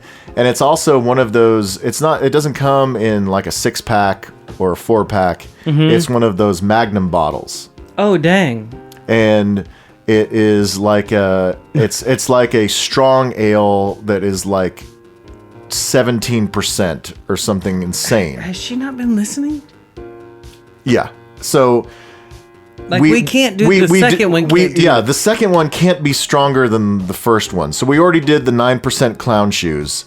So we kept it in the family. We're still doing Dogfish Head. But we are doing... Can I say something about Dogfish Head? Are you playing there? Did you know I was going to say that? I think we talked about I think this. Dale told me about this. We're playing there on November... Yeah. Sometime! It'll be awesome. We're playing there on November 8th. Dogfish Head is in Delaware, right? Yeah, the actual brewery in Rehoboth. So Deep Blue will be at Dogfish Or Head. do you say Rehoboth? I have no idea. That's awesome. Isn't that awesome? You need to take some videos and send them to Stephanie. I will. So we, for our second brew, we are going with Dogfish Head Flesh and Blood IPA. Yes, This is so really it cool. says a well-hopped IPA brewed with orange peel, lemon flesh, and blood orange juice. Okay, so this isn't exactly the one. She picked which one again? She picked Higher Math, which, like I said, is like 17 ABV. I think this is like 5 or 6. So this is going to be a little easier drinking for us. But I'm excited. Cheers, Stephanie. Did they have this at the Goodfriend? Yeah, this was from Goodfriend Package. Okay, so they can get this one, but the other one's a thing. The other one is it's limited release and it's out of season. Well, how does Stephanie get it? Is she Well, I mean, I don't know. Jeez. Maybe they're in the Beer of the Month Club or something. No, I know why she did it. It was like 17 or whatever it Right, is. and she she's trying to wanted kill us to get alcohol Look, poisoning. we're gonna be dumb anyway. Just doesn't So have to yeah, be that this is good. I like it better. You know, there's the Revolver Blood and Honey. That's like blood orange and honey. Obviously, You like that better? I like than this better. Oh, than you like that. this better. You Yeah. like the Dogfish better. I like the than that one. Dogfish Let me Flesh and see. Blood. I poured this terribly, so well, let me just drink it out of the can because Yeah. this is taking far too long. Hold on. No, it's really good. Oh yeah, that's much better. This is I'm glad you brought that because when I get there, this is one of the ones I'm gonna drink. Yeah, this you know is, how like when you get to a brewery, sometimes you know how it is. They You overdo get- everything. Yeah, they have like their staples, and then they have their like seasonal handles, and then they have Right. like special brewmaster crazy things. And they'll have like 30 taps on a wall, Right. and hoses going everywhere, and you're like, I don't know. just need a go-to. Chief. Yeah, And so go to the Flesh and Blood. This might be my go-to. Yeah, this is really quite nice. I mean, Stephanie, try this if you haven't tried it. yeah, I think it is a good consolation prize for your birthday. Also, for her birthday, maybe they should buy her a plane ticket Maybe they should come up there. on November 8th. Yeah, because her actual birthday is November 17th. I think we have a plan. If they let me know they're coming. Actually, I don't know. It might be free. If it's free, they're definitely on the guest list. But let me know if you're coming. I think it's some like a festival-y thing. Sure. It was explained to me like 3 or 4 different times, but Is it boat to boat? be cool if it was boat to boat. Or is November too cold in Delaware? I don't know.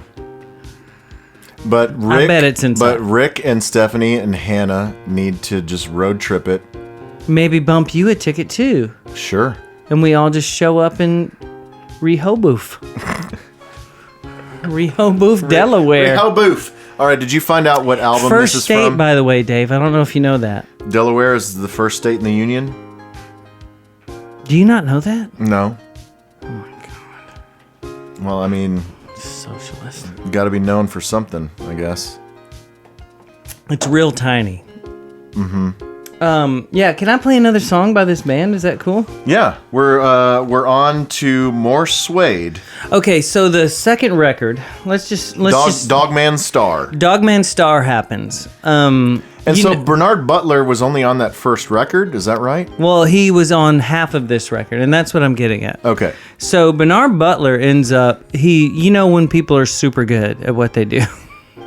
He's like genius. Lord, do I know. Yeah, he's like super awesome guitar player guy, and him and Brett Anderson start to. It gets to a point. This is only sometimes it's not that great to be. It's like Ozzy and Randy Rhoads. There can only be one. Ozzy and Randy Rhoads loved each other. He just died in a helicopter accident because he was buzzing buses at Roy Thomas Baker's house. Or maybe it wasn't a helicopter. I think it was a little Spitfire. Anyway, doesn't matter, Dave. Sorry. Why do you always bring metal back into my things? But there can only be one alpha in a band. Well, I don't even know if Brett Anderson wanted to be the alpha. This is the deal. Bernard Butler started taking over the recordings and fighting with Ed Buller all the time. Ed Buller? Ed Buller. Bueller? I want to say that they would say Buller. Ed Buller. It's spelled Bueller. Is it Bueller with the E? Well, no, it's Buller. All right, I'm going to go Buller. Ed Buller. Buller. right. Ed Buller. So he's having a thing in the studio, and him and Brett Anderson aren't getting along enough to where he starts recording the guitar parts during the day, and then Brett Anderson's coming in at night. That's a very Mar Morrissey kind of arrangement. Exactly. He does. Those two have written all the songs still for Dogman Star. It becomes one of those records, when you have the big flash record at the beginning to where you are so critically acclaimed, everyone loves you to death. There's no way they're going to love that second record Sophomore like that. slump. Well, it's not even a slump thing. It's like, it's not like they just burned out or anything like that. There's also this tension that you can feel on the record.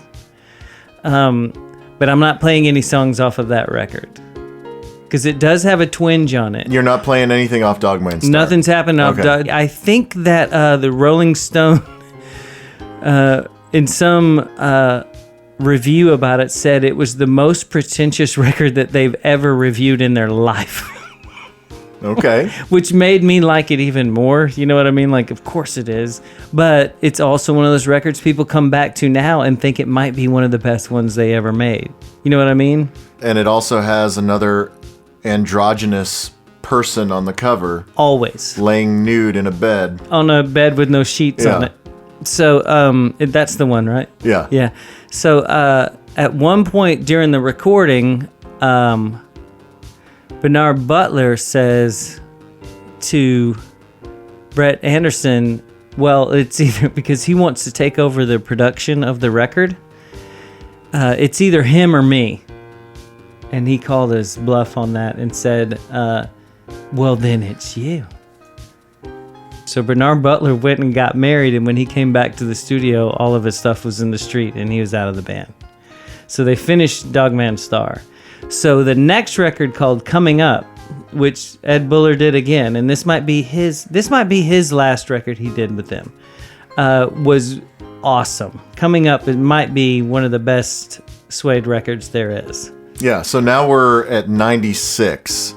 Yeah, and they get a new guitar player who is like 17 or something, like this super young guy. I think this is right. Is this the Richard Oakes guy? Yeah. He's coming in, but I think during most of this record, I think Brett Anderson locks himself in his apartment, probably on drugs the whole time, and writes most of all of this record. It says that, so Richard Oakes was 17, I think you mentioned that. He beat out 500 other applicants for the gig. Yeah, didn't he just send in like a Well, it video? says that instead of applying for the job like everyone else, he sent an impromptu demo tape to the Suede fan club and got the fan club to reach out to Suede and say, what about this guy? Well, also at the end of the day, when you look at him in the videos and stuff, it makes a lot of sense. Yeah. Obviously, Brett Anderson really wants the look to be the thing, and he's a great guitar player. So, good guitar player is awesome, but good-looking guitar player is... 17-year-old good-looking guitar player is top-notch. Yes. So even better. now he's in the band, and now Ed Buller doesn't have to deal with Bernard Butler anymore. So, Coming Up is the record that they... Have you ever heard of The Beautiful One? Yes. You know, I put this, so Taylor Tatch in his review mentioned that I'm about to get married. And so part of the preparations for the wedding is working on like playlists and stuff. You put this on a playlist? So I had to, you know, we have like a playlist that plays like while everyone is showing up and getting seated. Yeah. And then there's like, you know, the processional and then the recessional. And then there's like music when the bridal party or when the wedding party comes back to the reception. And then there is a playlist for when we're eating dinner and then in between sets of the band. Uh-huh. And so, you know, I'm rolling through it to try and make sure that I get approval on everything from Marissa, making sure that there's nothing on there that she hates. Right. You know, and I struck plenty of things that, you know, were more my taste than hers. And it makes sense. Yeah, like yeah. you don't want to alienate everybody. Yeah, That's- it needs to be you know, mainstream friendly enough that people aren't like, what is this garbage? Totally. And so I got to, at some point, like halfway through the playlist, I got to this song, and she was like, I don't know who this is, but I like it. So is this going to play like at your... Yeah, this will be played at some point during my reception. Man, that's really cool. You're going to have a weird... I'm going to have a weird Suede jam in my reception. Yeah, and it's super cool. It's a great tune. Yeah, I'm it's so a great glad you're tune. playing it. All right, let's play it. It goes like this on this program.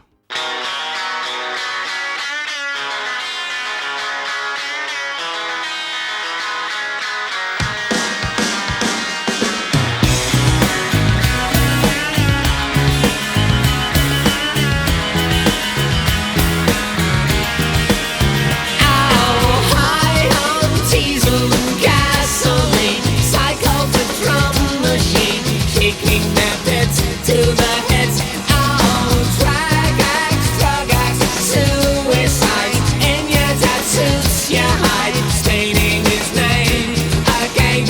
Oh, cracked up, stacked up, 22, psycho for sex and blue, lost it to busted, yeah.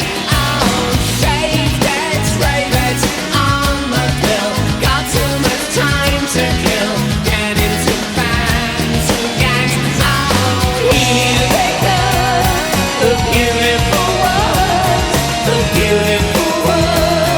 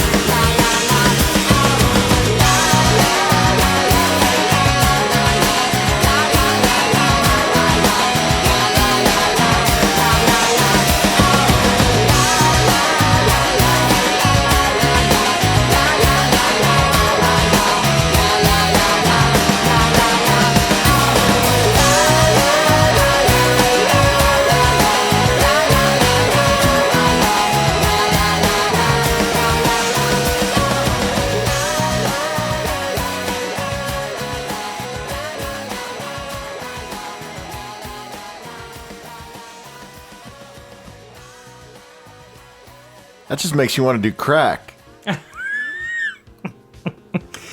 I know, right? Oh man. So good. Such a good song. So good. I'm not playing anything. I'm gonna play one more after the record after this, called Head Music, and then then they kind of stopped in 2003. And I'll get into that in a minute about the breakup of that because it's pretty funny. But then they stopped for like 7 years, and then but the one after that was called like New Morning. Like I think he kind of cleaned sober up. record? Yeah, well, it wasn't even sober. He just said, "Well, we weren't on drugs the whole time." The whole time. Yeah, he was like, but I'm sure there's no way he could be on crack and heroin all the time. You know, I think they all kind of did that. Just like Damon Albarn, he's obviously not on heroin all the time now. Surely, right? Like, you can't keep that going. No. So I think that at the end of the 90s, they all kind of worked it out a little. It was not in fashion anymore.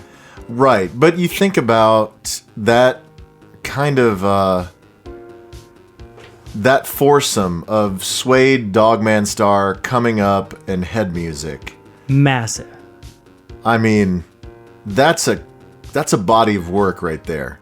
They are totally underappreciated, and I'm so glad that you're doing this. Are you doing She's in Fashion later? No. You'll hear it. Okay. All right. I almost did that one. Do you want me to do that one? I can't. No, do what you want to do. Okay. I mean, because it's good. Man, She's in Fashion's good. We'll play it later. Yeah. Okay. We'll get to it all. Before we get to my next tune, which will continue the girl power birthday party vibes for Stephanie. Man, I am all into I love the girl music. Yeah, so I'll play that for you here in just a skosh, but we have a couple other things that I wanted to get to. Between the two of us, we have stories of a couple of North Texas institutions. I want to just spend a few minutes here before my next tune to talk about you experiencing the state fair for the first time. Sure. And me experiencing Cattle Baron's Ball for the first time in a long time. I completely forgot it. Man, I have questions. Do you want to talk about State Fair first? You want to hear my review on Yes, I want to hear State your I can't believe that you have never been to a State Fair of Texas. All right, for one thing, this is what I found out. I asked my folks about it the last time I was home, which was only a couple of weeks ago, and she said, "Of course you've been to the state fair." And I was like, "What?" And she was like, "Well, you were like 3. You wouldn't have remembered Okay. it." And I was like, "All right, well, that doesn't count." No. If you don't remember, it doesn't count. Yeah. It's not like you just blacked out. No, It's before you have memories at all. Yeah, but it did make me feel like, all right, so I was still a Texan growing. I did go to the state fair. I just don't remember it.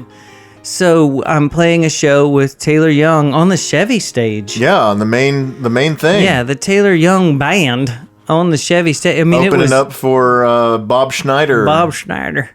Of course, the stage production, all the people working at the thing, it was so awesome. And if you're going to go to anything for the first time, be the band on the stage. That's what I always say. Right. But so we get to walk around for a second, but we don't have a lot of time. And this was the problem, is that I only got a blip second of the, that main thoroughfare, like the main walkway. Between the Chevy stage and Big Tex. Yeah, and then you take a left and go into where all the food is in Right. that inside thing. Yeah. What's that called? That's the food court. The inside food court. Probably should have figured that out on my own. And then we walked through there because we got beers and we got some food, and someone brought us corn dogs, and we did the whole I got the whole experience, but only a blip, right? Right. But the weather was fantastic. If I was there the day before, it would have been terrible. And that's what everyone kept telling me, is like, State Fair is not made for you. There's too many people. It's too sticky. and you can't, like, it's not for you. But for me that day, it was perfect. Like, the weather's great. I got a quick run through. It's like we sound checked. By the time we finished, I made a good check of most of it. Came back around. We got a few more drinks, went up there, played, got too cold. We took off. You know what I mean? It was awesome. And we're right by the Cotton Bowl, and I love that whole area anyway. But I didn't really get to... I did it, but I didn't do it. You know what I mean? But hearing the way that you did it, it is the most Toby way that you could have done it, and you don't need to ever do it again. I don't think that I will. No, because whoever told you it's not for you is absolutely right, because it's too much people. And it's Sticky. it's too hard to get things. It's expensive. It's expensive, and you have to do the ticket or the cash to ticket I hate conversion. ticket anything. Yeah, it's sticky. It's I hate that you have to pay money to a different stand to get the tickets to go to the other stand. Is there tipping at those things? Like, I don't know. No, there's no tipping. It's just ticket. It's just, well, I mean, I guess some places, like if they serve beer, they have a tip jar. If you want to put cash, you don't put tickets in there, but you can put cash in there. Yeah, but that's what I'm... See, but that makes it weird But then already. there's a whole other system on the Midway. If you want to play Midway All right, games. see, I never saw the whole... like, there's a trolley thing. Like you didn't get around on the back side Yeah. of the Cotton Bowl. See, so I did it, but I didn't really Yeah. do it. But no, I saw that- like what would you say, a fourth of it? Maybe an eighth of it. A fourth would be, generous, Okay. but yes, probably.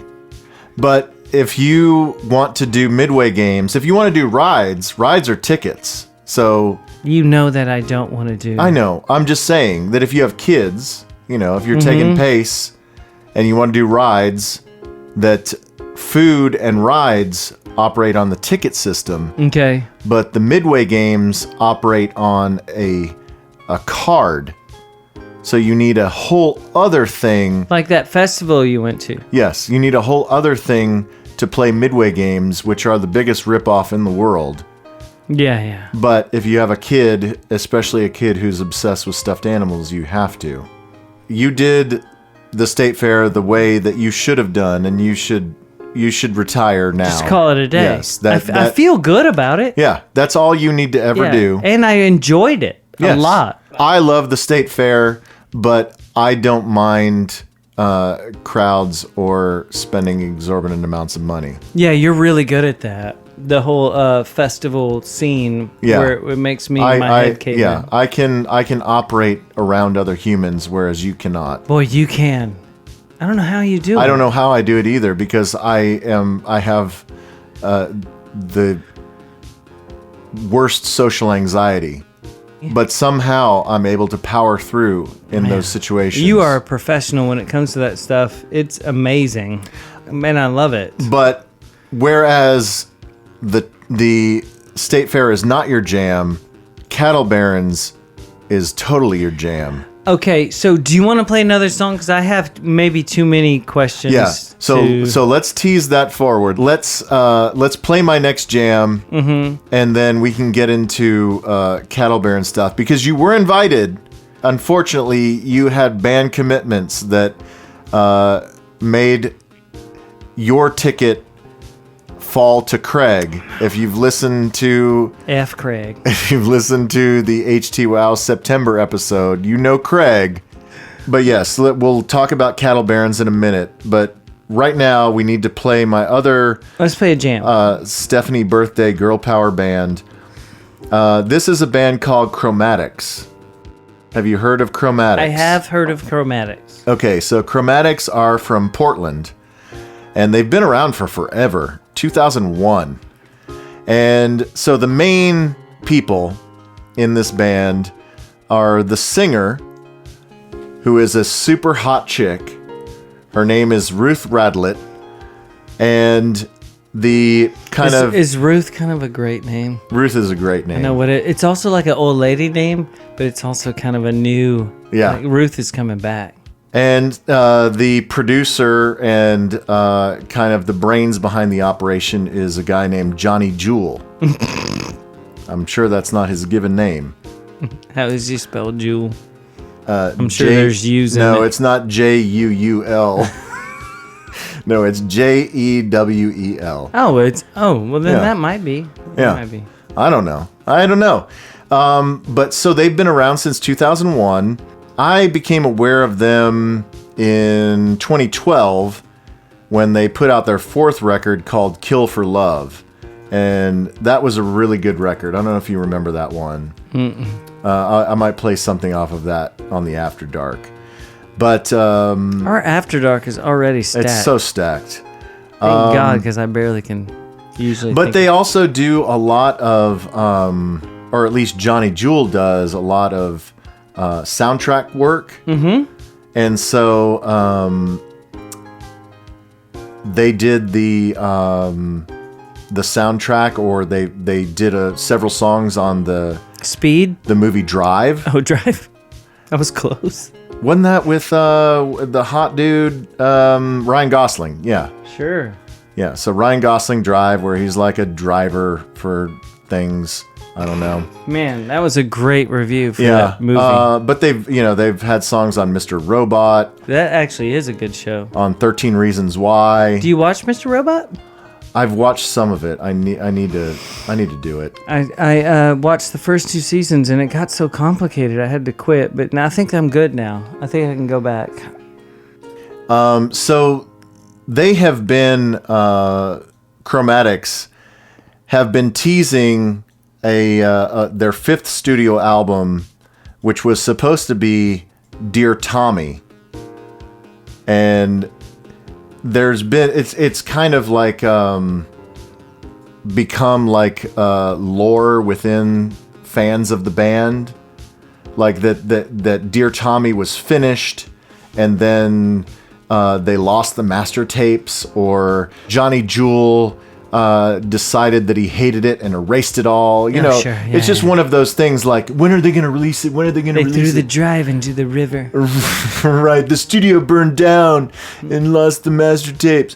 Whatever. So then turns out that Dear Tommy has not come out, but they released another album called Closer to Grey. And so Closer to Grey came out on October 2nd. Okay. That's this month. And it doesn't contain anything that was rumored to be on Dear Tommy, so it's just kind of a one-off that they kind of threw this curveball at their fans. Johnny Jewel is known as like kind of one of those like studio rat kind of dudes that is a perfectionist and is always tweaking and redoing stuff and is never happy with stuff. Kind of like Kanye, Sure. or kind of like the LCD Sound System guy. Mm-hmm. They just they're too creative for their own good, and they can't leave well enough alone. But They don't have people don't have deadlines now, Dave. right. Yeah, That's what happens. when you don't have a record label saying, no, it's going out on this date. Whether you're finished or not, this is happening. Yeah. No, he's in total control, and this record is interesting. There's I don't know. There's moments of genius. There's also moments where you kind of roll your eyes and you're like, Is this the new most pretentious record ever made? no, I wouldn't say it's pretentious. I would just say it's, it kind of reminds me in a way of New Order, in that the lyrics are so bad sometimes. Hey, it's okay. Sometimes that's good, right? You like Duran Duran. Yeah. I mean, not everyone is Morrissey. Not everyone can be the bard of their generation. But let's listen to the jam that I enjoyed the most. And I would say this is a guilty pleasure, since this is my guilty pleasure slot. Mm-hmm. So this is a song entitled Twist the Knife, off of the brand new Chromatics record. And I hope you enjoy it on HTWOW.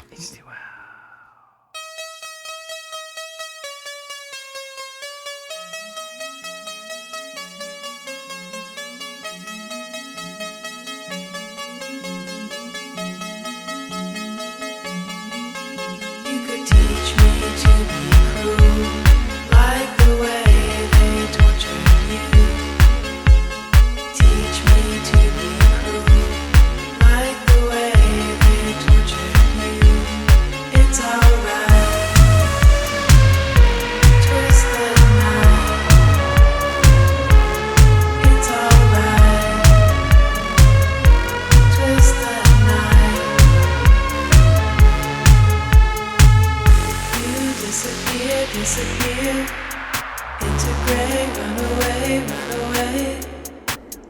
You disappear, disappear into gray, run away, run away.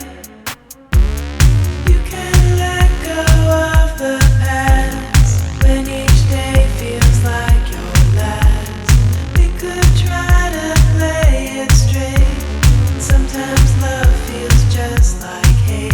Every time I close my eyes, you twist and turn the night.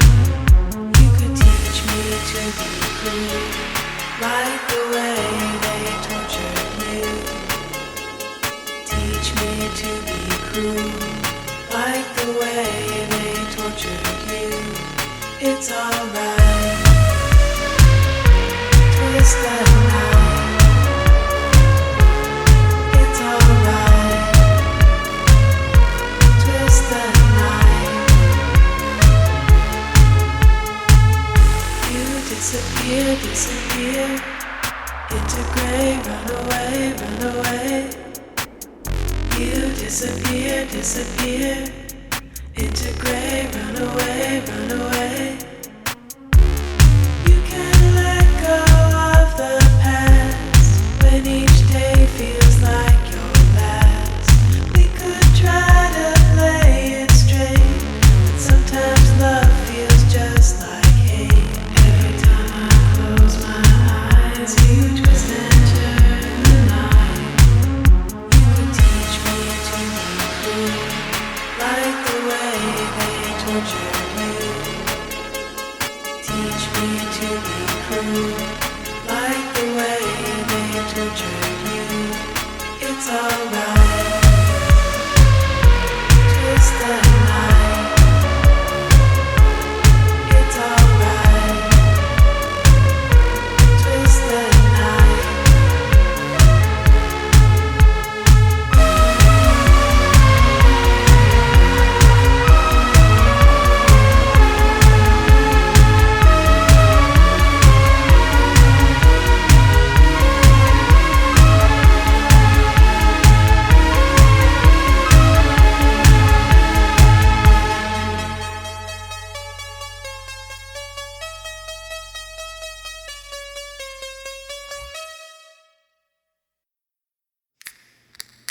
Oh, I didn't know you were partying. Congratulations, Dave. How'd you like that guilty pleasure? Man, that is a great jam. There's another song on this record that is a super slow jam that I want to play on the After Dark. It's perfect for the After Dark. And then maybe I'll play something off of Kill for Love. I don't know. Man, I like that. That is what label? What is that on? They are on a label. It's called Italians Do It Better. That's the name of the label? Yeah, that's the name of the label. All right, I'm looking up right now because I think that we've changed producers on our new Suede record. And you'll really love this new producer, Dave. I have head music pulled up here. Oh, what do you got there? Steve Osborne. Look on Steve Osborne. Super Steve Osborne. Yeah, so, I mean, I hate to jump right next to the next jam after your hot jam that you just played. But I love that you're playing chick jams. Mm-hmm. And it's all super dancey.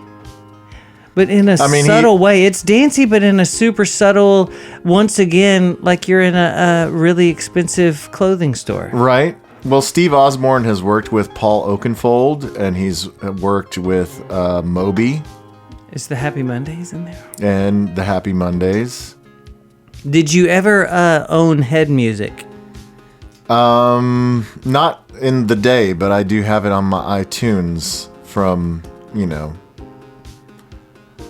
not recent history, like 20 years ago. I got it at some point. This is also, they have dropped the one keyboard player because he had chronic fatigue syndrome. I have that. When I read that earlier, I was like, doesn't everyone have chronic when you hit 40, don't you just get that? But that's such a Suede thing to have. Uh-huh. Like, it's basically saying, well, why did you quit the band? I was tired. That Right. is what he's saying. But so at this time, and so we said this is 98, correct? Yeah, so he's still on full-on drugs. Right, but what I'm saying is that, so think about the music climate at this time. Oh, I just got me a brand new Flesh and Blood. Do you want one? Why don't you let me have beers? What are those over there? Those are ciders for the After Dark. Okay. But you think about at that time, Prodigy had just hit. What time is this? What are you talking about, around head music? Yeah, around 98. Okay. So like Prodigy was 97, 98, like the Fat of the Land.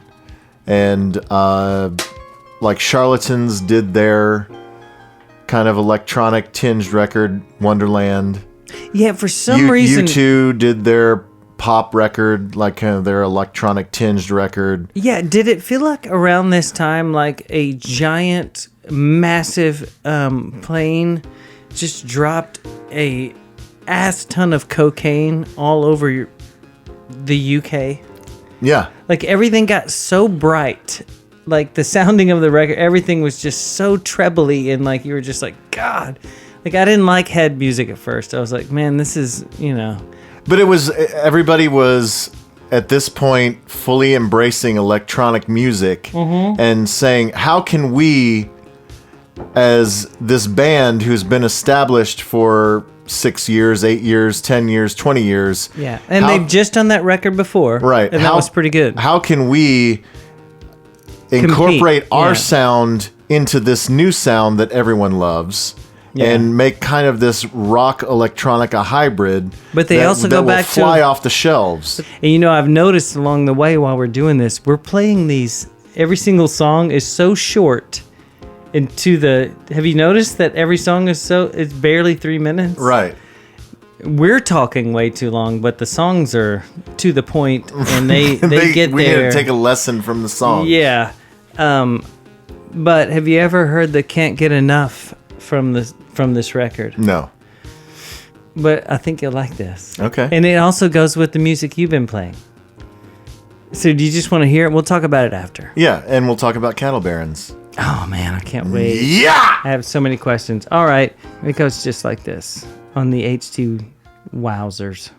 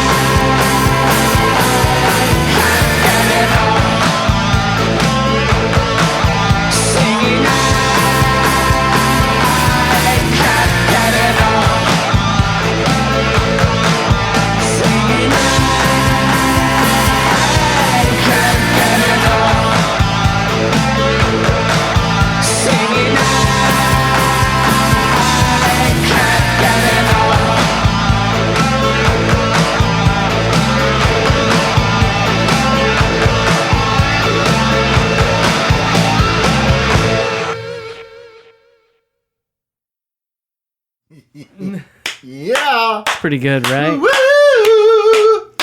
Short and sweet and just... God, there was so much cocaine in it. You know what I mean? Yeah. It's like they're just... Well, you know, it was before 9/11, before the tech bubble burst. Yeah. Everyone was just partying. Money They was just- flowing. Just cocaine was everywhere. Absolute lit. I can't remember. It probably wasn't this record, but one of the records, at some point, they'd spent so much money. It was way over £1 million.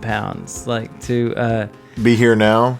Are you thinking of the Oasis record? No, one of the Suede records. Oh. I think it might have been Dogman Star, one of them during the breakup and all the stuff. It like cost them so much money, but they just didn't care because that was back. 90s was the last time where rock stars could be rock stars because people still bought records. You know what I mean?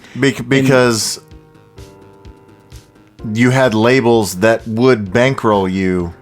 Labels had money, Yes, so they labels got have to pay you money, and they would throw money at you. and they would pay also studios months and months at a time for you to just go and this wasn't even Rolling Stones time where they could go to like the south of France for like 6 months. This is just Suede for like 3 months in some London studio. You know what I mean? Like they can. You know, those days are gone. But Yeah. that's okay. Things are different, weirder in a different way now. You don't get the weirdness of excess, though. Yeah. Because also all of your money doesn't go to most of it doesn't go to a record company either. You know what I mean? So it does. Right. There's no overhead to support. Yeah. So people are recording things in their houses now. So it's like you also don't spend £1 million like trying to make a record now. Like, could you imagine? Like, there's no way you could do that now. That would be impossible. People can't do that anymore. Like, So it's almost like the record industry is like 20 years ahead of the rest of the world. Because at this point, the rest of the world, that CEOs and like corporate America is so bloated and everyone is just shitting money and salaries are so outrageous. And eventually it will catch up. it'll catch up to them too. Right. But I guess because music is so easily shareable and readily accessible that it was the first thing to be undermined by the digital age. Because it's only 3 minutes long. Right. Whereas a movie it's too long to download. Right. I mean, in 1990, David Geffen was making $50 million a year, just way more. or than way that. more. Yeah, But you know what I'm saying? He was like the the Dell dude. Yeah. Right. At that time, they felt they were invincible, and now no one cares. No one cares. But that was the first industry to be torpedoed by Because it was the digital easiest movement. thing to Yes. steal because it would only take so many minutes to download. And back then it used to take an hour to download a Right. song. But still, you could do an hour. yes. You just download it and take off for a second, make something to eat, and come back, and your thing was done. You know what I mean? But I'm saying at some point that the same thing that happened to the record industry will happen to every other industry. Everything. It's going to happen to everything. And then robots will kill us all. And it'll be fine. Dude, I'll fight a robot, bro. There'll be a robot Deep Blue cover band. Boy, that would be awesome if they could just do it. Just play the song over and over and All over. right, before we kick it down with the final, We got to the end. we did get to the end. We're gonna kick it down God, we've been talking for so long. with a little bit more. This charming man, as selected by Stephanie, birthday girl, Hannah. daughter Hannah. But we need to talk about cattle barons, because as much of an institution in North Texas the state fair is Cattle Barons. They just had the 45th Cattle Barons Ball. Yeah, so how are you, how do you get to do this? So my fiance, her previous agency does like the branding and stuff. So she's been there before. I don't know. I don't think she had been. I went maybe like 15 years ago at like my first ad agency job because one of our accounts was Galleria Dallas, like the mall. So you went to a Cattle Barons? I went to a Cattle Barons. I was a guest of our client. Yes. And so they have, where was this time? This was at Gillies, South Side on Lamar. They've moved this to Gillies now. Yes. Man, I can't remember where it was the last time I went. It was somewhere up north. But man, how cool is that you got to go? Yeah, so we who were played? So we were middle VIP. We weren't GA and we weren't VVIP. We were just VIP. What does VV mean? Very, very important person. So that means an extra million or trill? Yeah, on top I don't of know. That? That just means that you have a special area where no one can look at you or touch you. Yeah, extra V means, yeah. Yeah. So early on, they ended up putting a huge tent and a huge stage outside in the parking lot. So, At Gillies. So they didn't play on the stage at Gillies? So you and I have been to a million shows at Southside on Lamar. Well, we know it as a different name. Right. But has Palladium. But has Gillies taken Palladium over and now it is just Gillies? I don't know. But if I they guess. do like a big party there, they just call it Gillies. Yeah, they just call it Gillies. Yeah. So the main room where we've seen a million shows. Sure.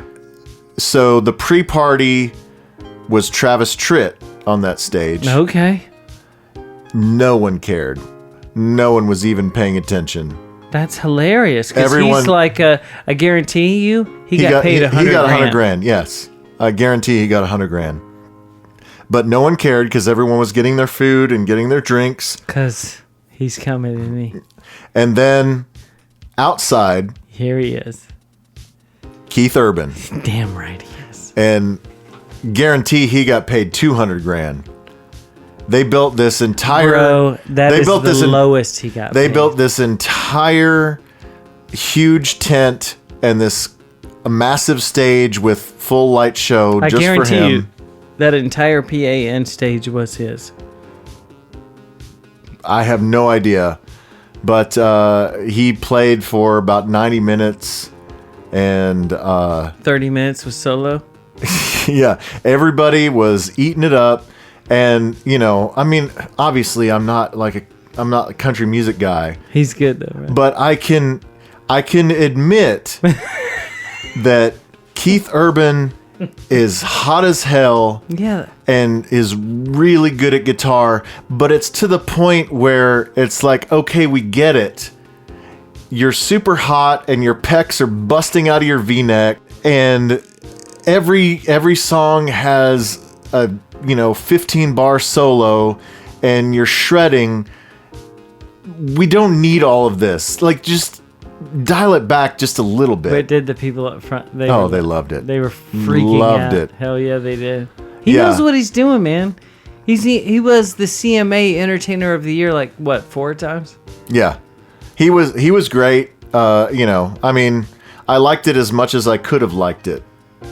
And you should have absolutely hated it the whole time. And the fact that you even could stand it meant it was okay. Right. Yes. I did not give a shit about Travis Tritt. All of that was just doo-doo being thrown at my ears. All right, which one is the Travis Tritt guy? Is he the one that wears his hat real low? Like, No, I don't know. Travis Tritt has like the mullet, the dark mullet and the beard. Oh, is he an older guy? Yeah, he's an older guy. Okay, I don't think I know the name. I don't think I know who that is. But the whole time watching Keith Urban, it made you want to dance. It made you want to hoe down. Because he's got a Saturday Night song that's dynamite. Yeah. Did you dance to the Saturday Night? I have no idea. I was really, really drunk because the thing about Cattle Barons Ball is if you can get in the door, it's free food and free booze all night.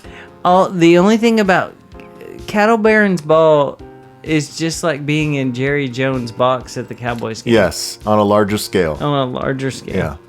And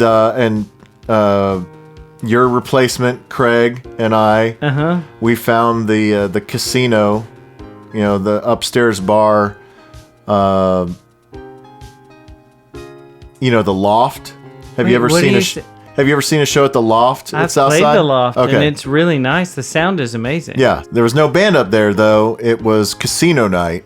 What is And- that? Is it legal? Is it for charity? Well, it turns out, so in your bag that you get with your ticket and everything, you get a voucher for $100 worth of chips.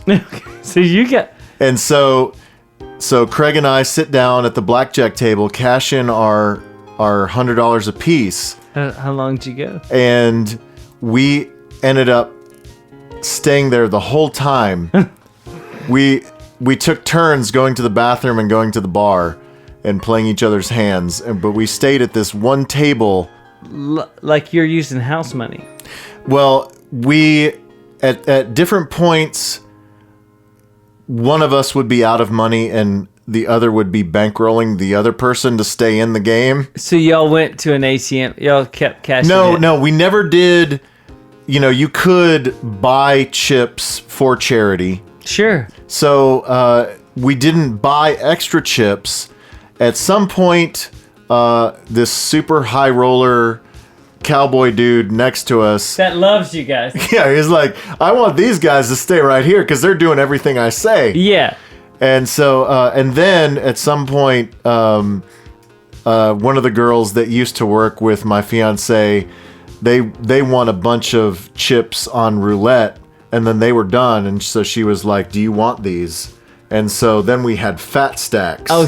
Oh, so y'all were the dudes. And then so we let it roll all the way up until the last hand, Was this last night? Saturday night. Okay. Yeah. And so we let it roll up until the last hand, and then the last hand, Craig was gone. And so I took both our stacks, went all in, and busted on his, but hit blackjack on mine. So ended up, who knows how much. It was like $30,000 worth of chips. And then after he was like, okay, that's it. And I asked the dealer, I was like, okay, so what do we do with these? And he was like, oh, nothing. And he just took them back. So it wasn't like I could cash them in at like a silent auction, or it was just... That was just for fun? It was just for fun. But the whole time you're playing, you think at some point... No, we thought, we were pretty sure that it was just for fun, and we were just playing for fun. But just the realization at the end that this last 90 minutes of my life was absolutely for nothing, and here's this giant stack of chips. You can have all of these back. It was kind of a defeat. But that's what you missed. You would have thought that would all go to at least shares in a oil mineral. Like you would have got shares in like... I don't know. It was just for fun. You're buying chips to support charity, and then you're gambling those chips, and then you're buying more chips to support charity, and then in the end, charity wins and everyone loses. God, Dave, that did not turn out the way I thought that it was going to turn out. I thought that I know. you I and Craig were going to end up with 30 we had grand. 30 grand. But they were just going to give you barrels of oil, and then y'all were just going to go to a rave and pour it all over each other. We should have at least gotten lifetime invites to Cattle Barons for At least, our 30 grand of fake chips. man, at least tump the table over. Did you tump it over? We did several times. Tump it. Several times when, the dealer would pull dealer shenanigans and make everyone lose. Just the threat of The fake. the fake tossing Yeah. the table. I do that at every table, and now I've realized when I'm not faking it, I can't turn the table over anyway. Like, I should just really try. All right, so hopefully next year we will get another invite to Cattle Barons, and you need to go. I have to go. Because Did you wear boots? I can't. I don't Yes. have boots. I went. They weren't cowboy boots. They were boots. I went and bought boots. I went and bought a belt buckle. Well, I was wearing jeans and a starch shirt and a blazer and a belt buckle and boots. Well, can I just wear like Doc Marten boots? That'd be cool. Yeah. Well, we were saying that if you were there, that you would just be in your hoodie and it wouldn't matter. Yeah, like I think that I can get by. You can get by with whatever you want because you're Toby. Yeah, they'll be okay with me. Like they'll be like, look at this little girl. Look at this guy. All right. So, yes, Toby is on the list for next year's Cattle Barons. We want to thank again Rick for engaging us and getting us to present this very special October HTWOW to his lovely bride, Stephanie. Happy birthday, Stephanie. We know it's early, but the way we work, if we had offered you the November episode, it would be published way past your birthday. So it's better that we're getting this out of the way now. And God bless your daughter, Hannah. Hope you're bringing good grades home from school. I don't know. She will not. Yeah, the first couple semesters are tough. Just give her a break. She picked. Come on, Rick! She likes the Smiths. Hannah's doing her best! She's doing her best. I don't know too many daughters that even like the Smiths at this point. So you guys already won the battle. Doing great. You guys are doing great. Do you want to hear the Smiths while you're talking? Yeah, let's dial it back up. Let's play out some tunes and let's remind everyone your opportunity is now to subscribe to the After Dark. You've heard all the things that we threatened to talk about and play on the After Dark. And the only way to hear those things is to subscribe.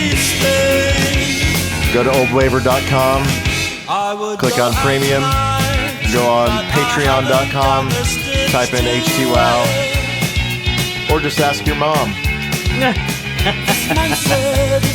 That is a good move. Happy birthday. Happy birthday, Stephanie. And God bless all of you for making it all the way to the end, even if it's taken you 20 dog walks to get here.